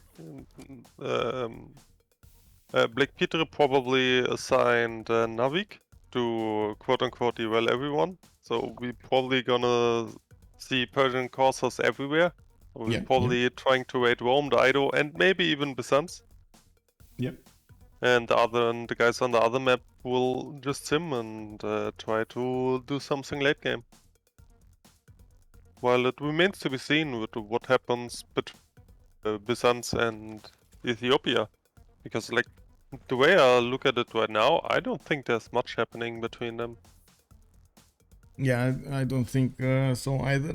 Tagmas versus Oromos, I guess we're gonna see them first here. I don't think I ever saw Tagmas versus Oromos, but it's always good to know. We do need to see if Alexis Krempp is gonna get there in time. Of course, Nearbird does have a little bit more time. How is it? Mercenaries coming up in 3 for Nearbird. I don't see he actually settled cities so far away on the east side over here. Nicopolis did also get quite close to Rome, and I'm still very surprised they're not setting up any kind of coastal trade routes or something to trade over here later on in the game. We got Colosseum coming up from Rome in 8 turns, and I do see he's getting his baths connected to his cities. We do have encampments coming up from Mediolandum, and that's a lot of production for later on capabilities. For example, this one a plus I would say 3, and he's gonna get a +4 soon from there. He just needs to get another district or 2 mines. I think another district is better, but sure.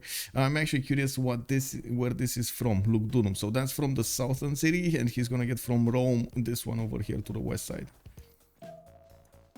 Okay, makes sense. The campuses in Antium are now gonna finish, and it looks like NiLocC did jump up to 38 science with 48 culture. He's gonna get more when it comes to the new upcoming campuses, and we still need to see who's actually gonna get to snatch Hypatia here for the free library and the free science that you get from each library. We do have also over here Phoenicia getting a lot of cities. Already 2, 4, 6, 8, 9 cities, and he keeps on building them. Look, another settler is coming out from the city of Tyre. He just keeps expanding. I like this. I gotta say I like this. He's getting those builders with feudalism bonuses. He's chopping everything out, and he's improving his tiles. Not bad, not bad. Still has a lot of chops in Ugarit though, and his science numbers are probably not that good. Let's see, 24 science with 47 culture. He's gonna need to get the science somehow. Next to him, Nawyk is not that high in science either, but he's gonna have a hell of an army here when these Persian units are gonna turn into courses. I think the biggest stopper here is the gold, but oh my god, no, look at that. Xpli is on 100 gold per turn. Okay. Did they get coastal trade routes here? Yeah, look at this setup over here. Knossos and Ti Drachia are getting Reinas in. They're gonna try to use these cities to couple their economies. Yeah, but not running yet. Like not running yet. Yes, not running yet. No. And I think they can actually. Well, this is a big question, and I don't know if these traders are actually gonna prioritize going through here or not. I guess he's gonna need to send some to Drachia and then maybe to Tushpa to create a line like this. Yeah, the terrain between them is pretty rough, so it should be pretty easy to get them on the seas. Okay, well, I hope so. We'll see. dISTORIA did manage to get to 150 production, 149 to be exact, and again, numbers when it comes to the production, straight up production are a little bit higher, but not that high right now. Xpli is running ahead with 144, and yes, dISTORIA is 149. On the other side, we got NiLocC 118, Opera on 109, and then Nearbird on 99. But he does also have his own 107 Faith turn. Starting to build up these hippodromes. We're probably looking at Divine Right soon. Yeah, there we go. 3 turns Divine Right. He's getting Mahabori Temple in Thessalonica in the south, and this is going to be another question that we're going to need to follow up on. Who's going to get the Diplo points? We do have 5 more turns until the classical era. Campuses coming up from Axum, Gondar on 7 turns also from a campus. Grandmaster Chapel finally getting plugged in to build in Ethiopia. And since we do have 4 more turns to go until the next era, let's actually take a quick pick on the era score here. Xpli 46 out of 52. We got Nawyk on 54, 59. Alexis Krempp 53, 55. Needs 2 more points. dISTORIA got over it. 246. Still on 8 cities. He stayed that number, and is now developing his empire before he's getting another wave of settlers here. Not going very greedy, but I gotta say I do like his way of developing this, balancing everything out. Nearbird 40 out of 48. He needs 8 more points with the hippodrome and the tagma that's gonna pop out, and of course the monarchy is gonna be enough to actually get him over the threshold. Now we do have Opera 357, 50 out of 48, got his golden age. We got NiLocC 59, 58, got his, and Simple Mouse did get his. What happened to Russia here? Russia 29 science, 47 culture, getting new temples, getting some theater squares in St. Petersburg. With Governor Pingala plugged in, he is generating 15 great writer points a turn. That's actually quite big. He's right now actually equaling Greece. That's pretty good. That's pretty good from Simple Mouse. Now, what is he gonna do after this? He needs to develop more. He needs more cities, and he does have 138 faith a turn. Well, I mean, to be fair, he got griefed pretty hard, and also, as I pointed out earlier, it was not necessarily only the tiles, but it's kind of a rough spawn for him. He has very little options to expand. Yeah, that's true. In Ethiopia, faith per turn is like 2.5 faith equals 1 production. They are doing well. They're doing very well. Yeah, Alexis Krempp is doing very well here. Also, will free inquiry Dido pop off? A question from Senior Testa. And I gotta say, yeah, if he's gonna go for free inquiry here, yeah, he's gonna pop off. We do have Persia upgrading his units, attacking Arpinum, and it does look like Nawyk is gonna put pressure on NiLocC. We got Legion over here coming to aid this city, but I gotta say it doesn't look like NiLocC is ready for this. He did not spot Matterhorn. Oh no, Arpinum is gonna die. He did not spot Matterhorn. Look at this, guys. He did not. The good old cursor griefing begins. Yes. Well. Oh, look how fast these units got here. I think right now. Yeah. Oh my god, man. Oh, this is like, you think Oromos are bad? Look at the quarters, man. Just as that's the power of Matterhorn down there. Like, yeah. True, you were like, what? Yeah. That's the power. I mean, I know how to say, how strong it is. I've seen it multiple times. But I haven't seen it in a while actually being applied in the game. And you know, it's like the I would say giant causeway, right? Oh my god, yes, extra +5, but it takes you so long to actually get the logistics, and it's like 1 out of maybe like 30 games you're gonna get that bonus. Oh, yeah, of course, you have to make good use of it, and it's always beautiful to see when people actually pull it off, right? Yeah, true.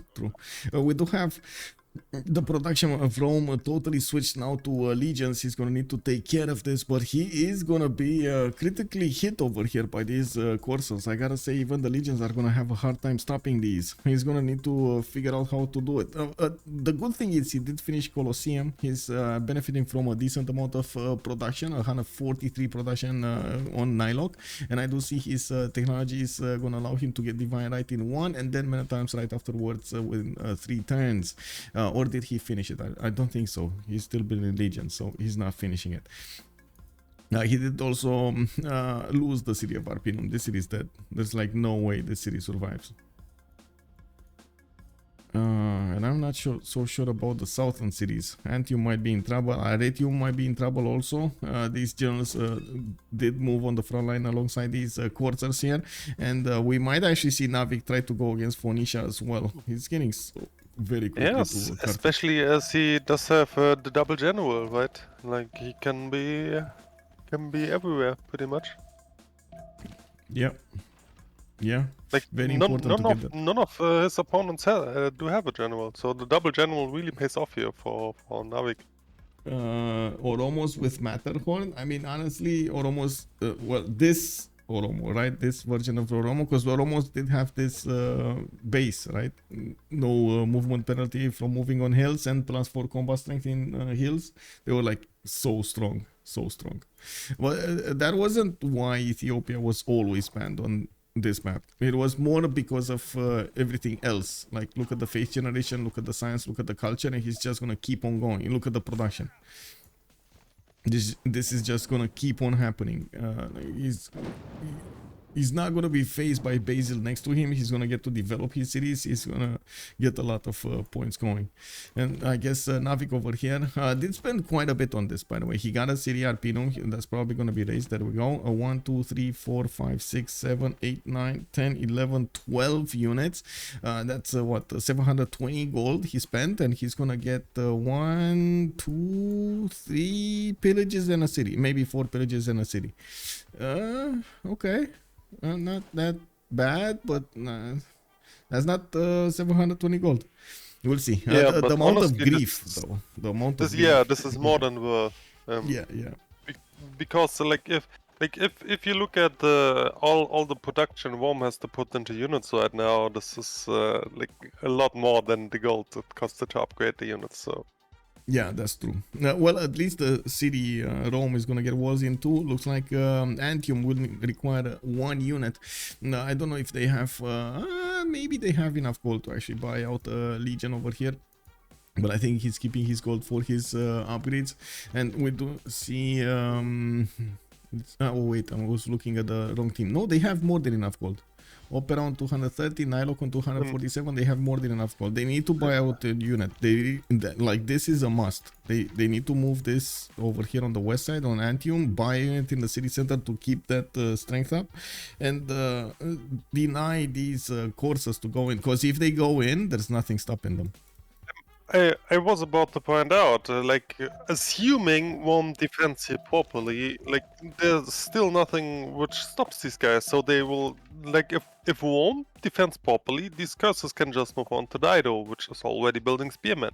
And if Dido builds a wall as well, they can just keep moving and keep Russia. Like there's really not much point stopping them. A third nation. Oh my God, no. He didn't do it. He didn't move the horse outside of the city. He didn't actually buy the unit over there in the city center, and I think he was trying to cover his losses, but that's not gonna work here.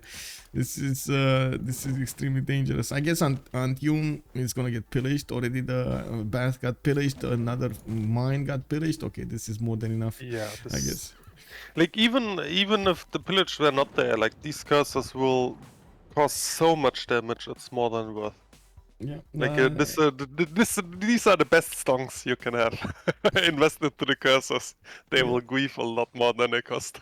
RGU31, good evening, sir. CWC, you get stoned by Cursor push. I mean, yeah, I guess there are a lot of timings that you can get stomped by. It might not be 720 gold, but now who will keep up with Greece as on fronts on gold? Yeah, yeah, Greece is a problem. 212 culture, by the way, he just doubled. Oh my God. Well, yeah, that's a problem. But that's how Greece rolls, like how Pericles rolls, not Gorgo. Greece. So the effective culture is actually a lot higher. He has Ayutthaya as well. Oh, right. He does have 8. Well, actually, he has Rapa Nui and Ayutthaya, so he may he may as well just build Kilver and do some records.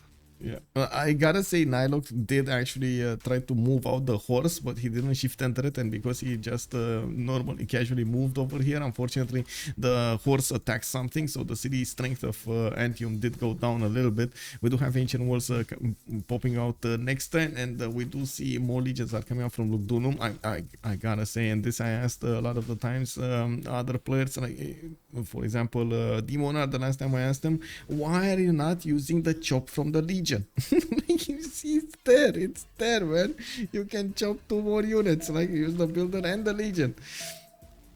I don't know, man. It's just something that for some reason everybody forgets on Rome. And oh my God, Antium got hit, but it's still alive. It's alive. Well, you say forget, but it obviously comes at a price as well. Because first off, you like you kind of downgrade the workable tile, right? So if you only chop and then never have a builder to improve a mine, like long term you will lose production. Also, like in situations like this, you don't really have time to do it because the legion needs to keep moving. Yeah, that's true. So, I mean, maybe sometimes people just forget about it, of course, but I just wanted to give a couple of reasons why it's actually hard to use it.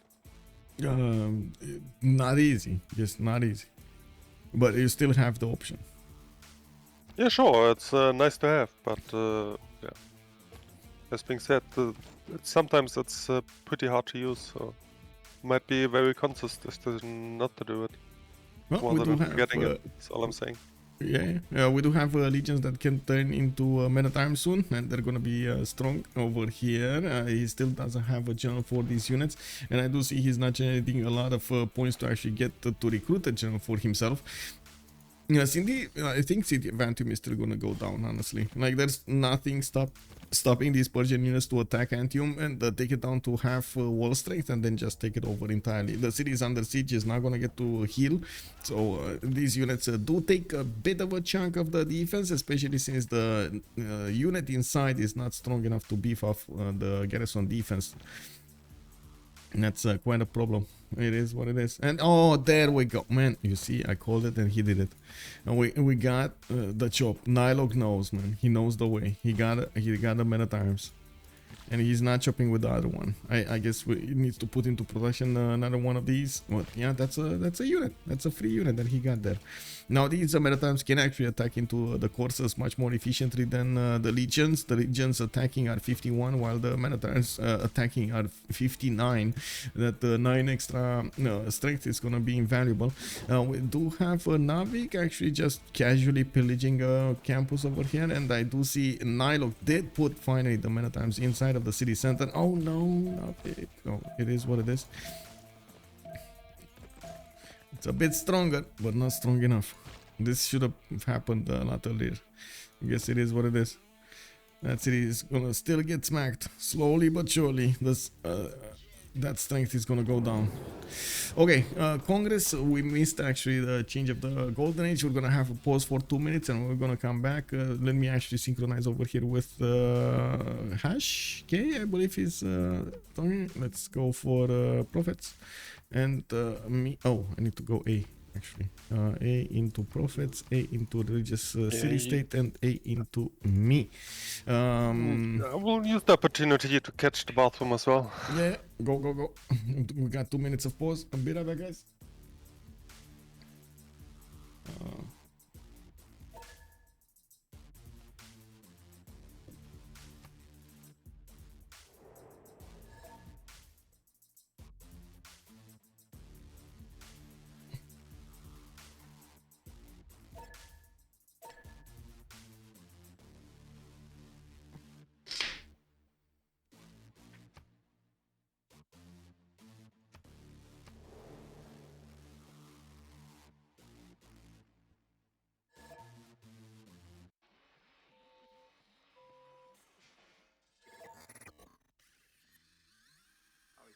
Space madness.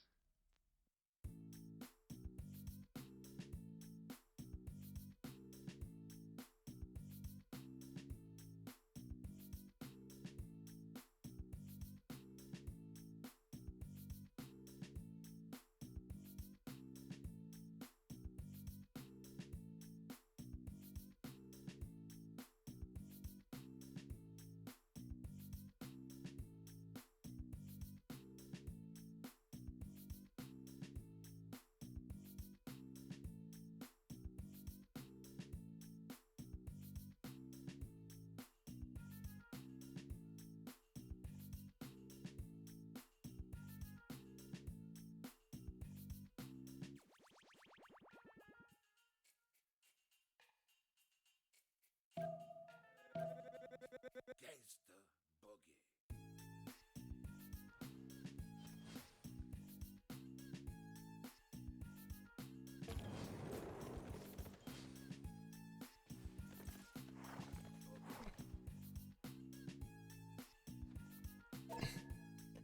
Okay, let's get back.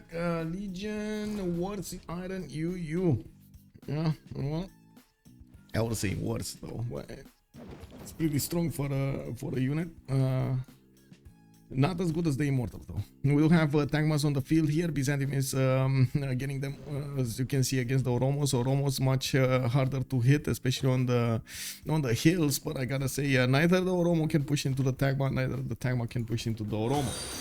It was Duke. Thank you so much for the follow, sir. And I do have to take a look over here. Persia did manage to take Antium from the opposing team, NiLocC.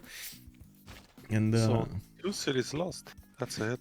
2 cities lost, yeah. 2 cities lost. We do have Rome on 45 and 43. Honestly, like if you look at it, Rome is ancestral gamer here. Like he's pretty much done. Like he lost 2 cities. Like I mean, it's nice that he has a Colosseum, but I don't think that even remotely recover from this. Like, this game is pretty over.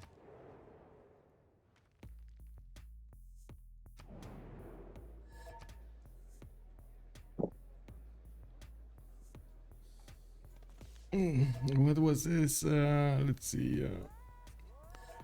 Over here, he's saying culture city states with religious city states. Let's see what happened over here. 5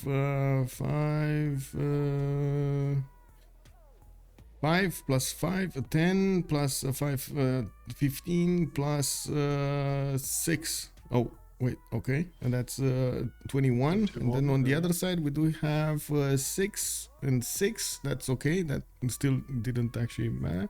That's 12, and with another 5 that's 17. With another 5 that's 22.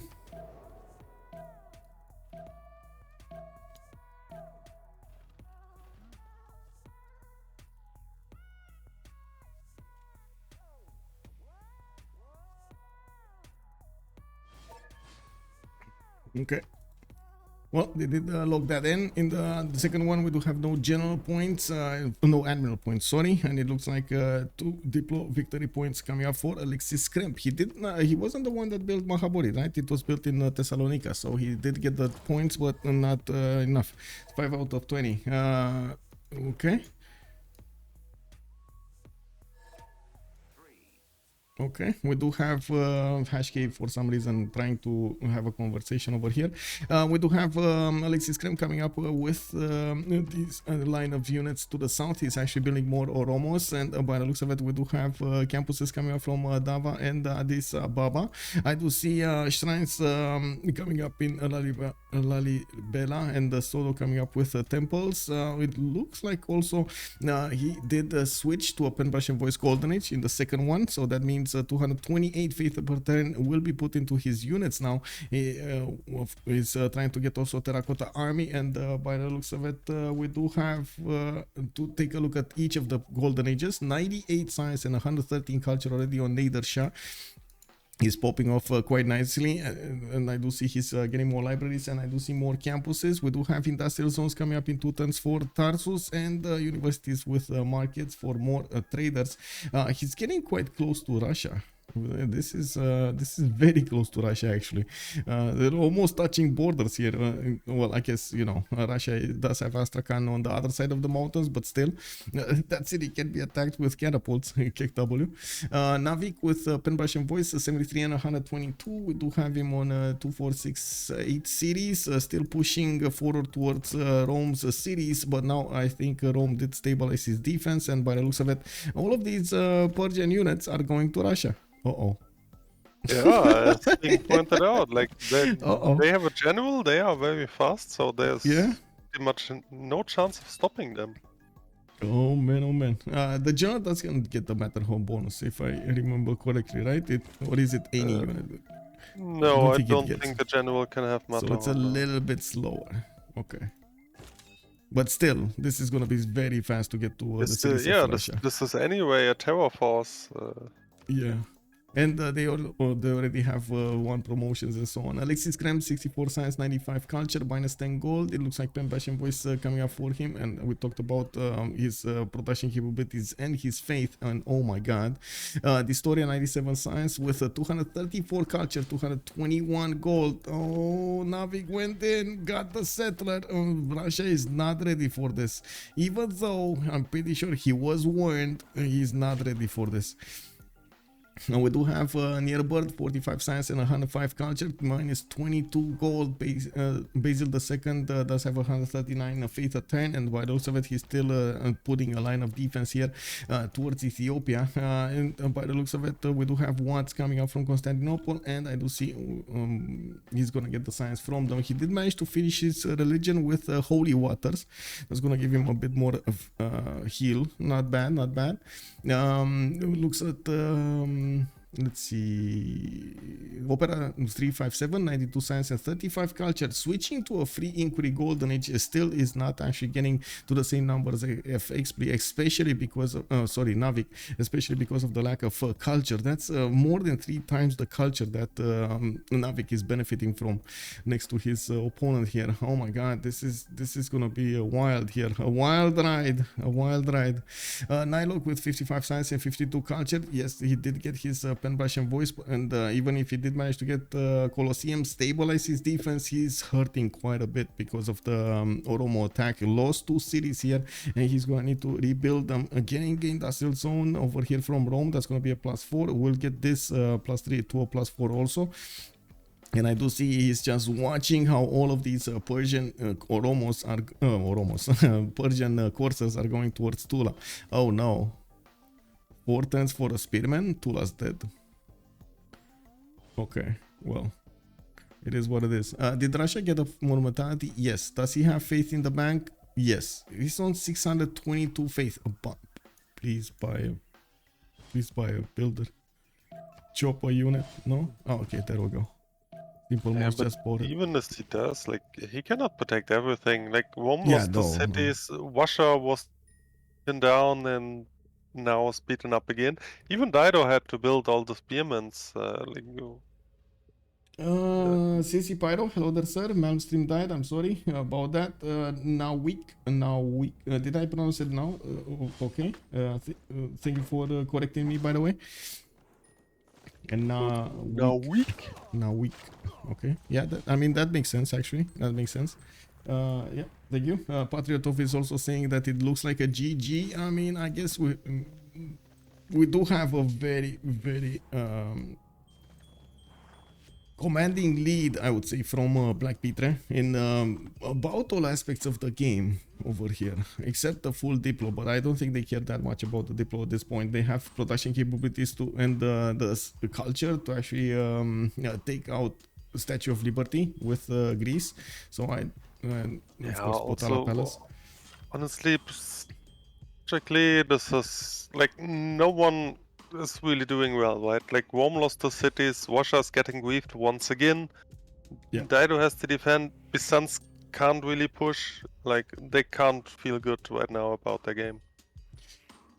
Well, there's one thing. Dido has a lot of cities, and yes, there's quite a bit of capacity for him to get these cities working. He did slowly get them, though. I gotta say, compared to Persia, who did manage to get them quite quickly, he was very slow on getting it. And this is something that I think it's linked to Phoenicia's development and how players want to play it rather than something that he did as a player.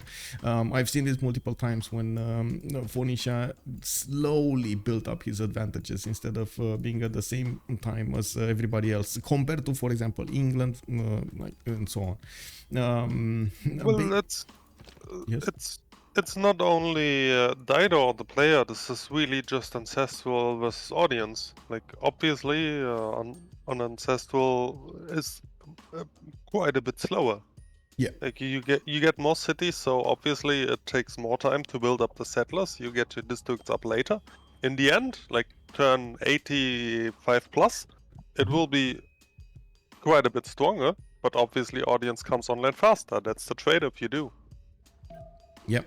Also, can somebody tell me what's going on in Shakun Porsua versus who are they playing? All by Library? CC Pyro? Wink wink. Can you tell me what was going on there? Who's winning? What map are they playing and so on?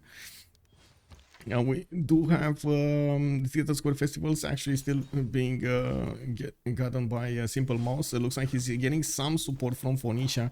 It looks like Tula's builder did get taken, and Tula as a city will also be taken. Oh, he just bought a knight. Well, that actually means he got Grandmaster Chapel acquired, and that knight just died. Oh, that was an unfortunate timing over there to buy a knight exactly when he was getting hit. If he would have gotten it a little bit earlier, yes, Tula would have had a few more hits to be taken down, but still I don't think it would have saved it entirely. He did buy knights from Voronezh. You can actually see the damage counters now. The coursers attacking to Voronezh are having a bit of a trouble to take down the city center's strength, and we do need to see how he's gonna try to get around this. There was a city, and I guess I'm a bit confused why he went so far away to the west side instead of settling to the southwest of Voronezh. We're gonna need to see how this is gonna develop and if Simple Mouse is gonna get to recover from this. I think at this point Nawyk did manage to do his job very well even without immortals in the game. We do have oh my god, a massive force coming out from Ethiopia. Massive. He did finish Terracotta? No, not yet. He's getting the spy first and then he's gonna finish the... Oh, check this out. He's getting the spy, Governor Victor City. Is this gonna be Victor third? Is this gonna be Victor third? Because that will definitely allow him to push. The one that gives you a free promotion. Also, Abe Machiavelli is saying, and Sasso in more ways than one. Read the news? Wait, what? Oh, I see. No, I don't know. I don't see. What are you talking about? Anyway, I don't know what they're talking about. We do have these Oromos still trying to poke at the units of Byzantium one by one. They're trying to figure out a way to actually attack into Byzantium's territory and deal the damage, reap off the benefits of these tiles. Looking at... That's it. That's a GG. That is it, guys. So its face We got a radiates winner. throughout Too the much. ages. BlackPitre who managed to get a commanding lead over 12 plus. Medieval era finish on Highlands. Man, I gotta say, small Highlands, big Highlands, it looks like it doesn't matter. The players are still figuring out ways to finish this at the correct timing. GG, amazing, commanding lead. Yeah, wow. What do you say about this? Well, I mean, to be honest, BlackPitre just delivered. Like, I don't know if 12 plus just catched for a bad day or something, but to be completely honest, they just seemed outmatched in this game, so they just CC. Okay. Do you think it was a bit of a question with the draft, for example? Could they have gone for a different civilization since they seen the matchup of their opponents? They didn't know about Pericles, and I guess that was something that dISTORIA and his team talked about earlier, and did manage to get such a good last pick over here. Well, yeah, but like it's nothing new to pick Pericles as a culture defense when there's Russia in the game. Like this is nothing BlackPitre invented. This has been done for years. No. I right? mean, yes, of course, but it's still what they didn't know about it, right? They didn't know about it. They didn't prepare for it. It was a bit surprising to pick Russia one of the first ones, though. They did pick it as the first one. But anyway, we're gonna have a post-game chat here in quite a bit. And then Sasso is pointing out there's still 21 hours and 20 minutes left. What is next game? Next game is actually tomorrow morning. We're gonna have that at 10:00 GMT. It's gonna be quite early for me, and I do hope I'm actually gonna get some sleep. It's actually not bad that this game finished earlier. Let's move to debrief. I think you still have access to that channel. If not, give me a holla and I'm gonna give you access. Let me actually check. Do you have access? You should have like how to say, a volunteer caster or official caster. Oh, you do have. I gave you. On World Cup. On CWC, yeah. Let's I do.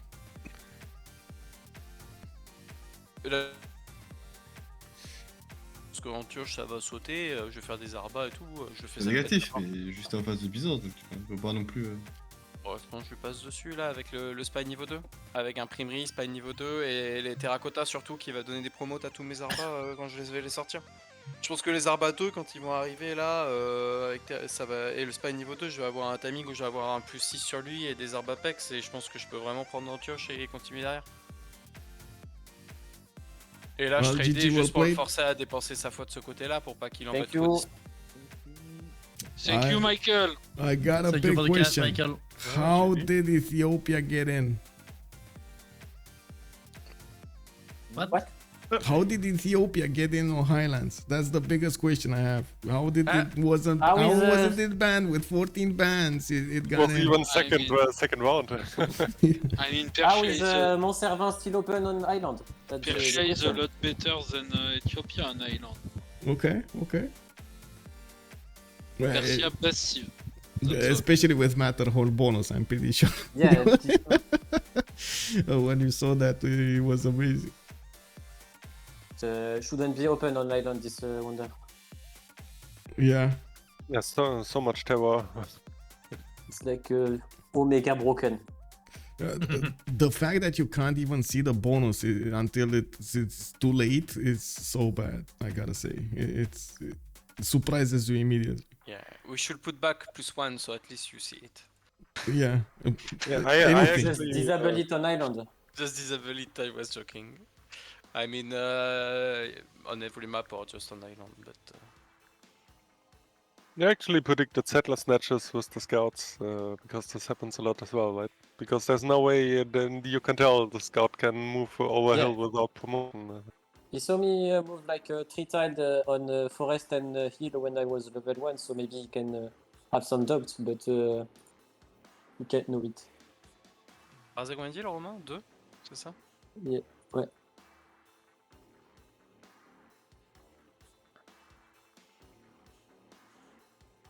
Et une russe. Et une russe. Well, congratulations for the victory over there. You did get to bully a little bit Russia at the beginning, and I guess also Persia got bullied back. But, would you Yeah. have changed anything in the draft? Any other civilization? In retrospect, No, I think our draft is good. I your think draft, yes. is good, but I guess I'm I- asking. Oh wait, there's nobody. There's nobody think, from 12 plus. No. I think Russia plus Basil first rota on island is kinda trolling. Yeah. It's not. Yeah. It's, Double monumentality in general is pretty sus, no? I mean, you can go like things like Gandhi Russia, maybe it makes sense, but not even sure. I think two Thief that as Russia as Basil in first rota and island in this meta. I mean, if you have Chandragupta, maybe you can, or some other faceives that maybe you can do it, but I don't know. When we saw Basil and Russia, we were like, okay, we just ban Mutesem and we let them maybe pick Dido, which is a bit weaker, and we'll have to force some gold in second rota. And Persia are too good at this time. So when we got double Persia first rota, we can pick anything after. Yeah. True. What was Okay, the plan long interesting. term on Pericles? If Winning you the couldn't game. push, win the game. What you're planning for? I can do whatever I want on Pericles. I can do Okay. planes, I can do artillery, tank, fascism push, I can go for giant death robot, whatever I want. Too much Okay. stat. Yeah. Well, kind of late on the science, but yeah, late game you would have But done. still, when 100 science turns 60 is still decent when you have 300 culture. Yeah. Yeah. Yeah, also both of the guys, like both Disto and Xpli, been completely free sim while everyone on 12 plus got griefed pretty much, right? So they can do Yep. whatever they want now. Yeah, because of a Matterhorn. Yeah, it's And like Russia too got much wrecked on broken. his holy site. well. I mean, to be fair, you also got the double general on them, so none of them had general, so your curses were unstoppable anyway.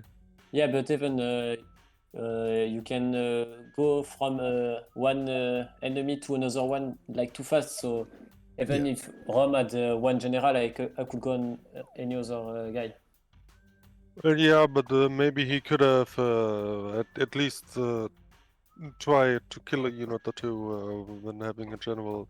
I don't know. I guess I'm just trying to say it was not really only Matterhorn, but you also played well. No, he's just a lucky guy. Okay, I take everything back. It was just Matterhorn. I see. I mean, he had 4 scouts turn 10 and 1 warrior and 4 scouts with Materon. 3 scouts with Matterhorn. When Ah, hadn't it? Okay. So much griefing. Yeah. Yeah, so you're getting in everywhere. Lavras and Double pillage on all the sides of Russia. yeah. Some pressure on Rome and the third city of Titan. Yeah, very nasty. Well, GG, well played, and looking forward to see what you're gonna do in week 3. Probably win. Probably win. That's what I want to hear. Well, have a good evening, guys. Bonsoir. Bye-bye. Bye-bye. Bye. GG, bye. Well, and there we have it, boys and girls. We did see BlackPitre managing to get a commanding lead over 12 plus in their group. I'm going to start updating the website soon with the results, and we're going to see each other tomorrow, 1000 GMT. It's going to be a much earlier game between Civ Australia going against Tuvu Montingi. You want Montingi. In the meantime, I do want to thank Justice for joining me on the stream, and I do hope we're going to see more of him soon. I'm also going to message him if he doesn't hear me right now. Have a good evening, sir, and of course thank you so much for joining us and giving us your thoughts about the game. Also, I do want to say, if you're coming up from YouTube, I do hope you're going to throw this video a thumbs up because you enjoyed the content, and we're going to see each other on the live stream on twitch.tv/OnSpotTV. Don't forget to leave a comment down below, and if you are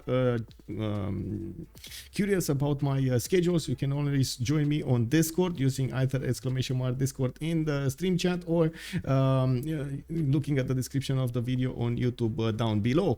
Thank you so much for everything. Much appreciated for the follows and for the for the support of the stream, for the subs, for the bits, for everything. I do hope we're gonna see each other in the next one, and see you later. Have some fun with some Civilization 6 gaming. I will send you to somebody. I just need to figure out exactly who from my list. Oh, I know the game. This is the chance, guys. We actually get to rate the game mechanic. This is the chance. Let's go rate him.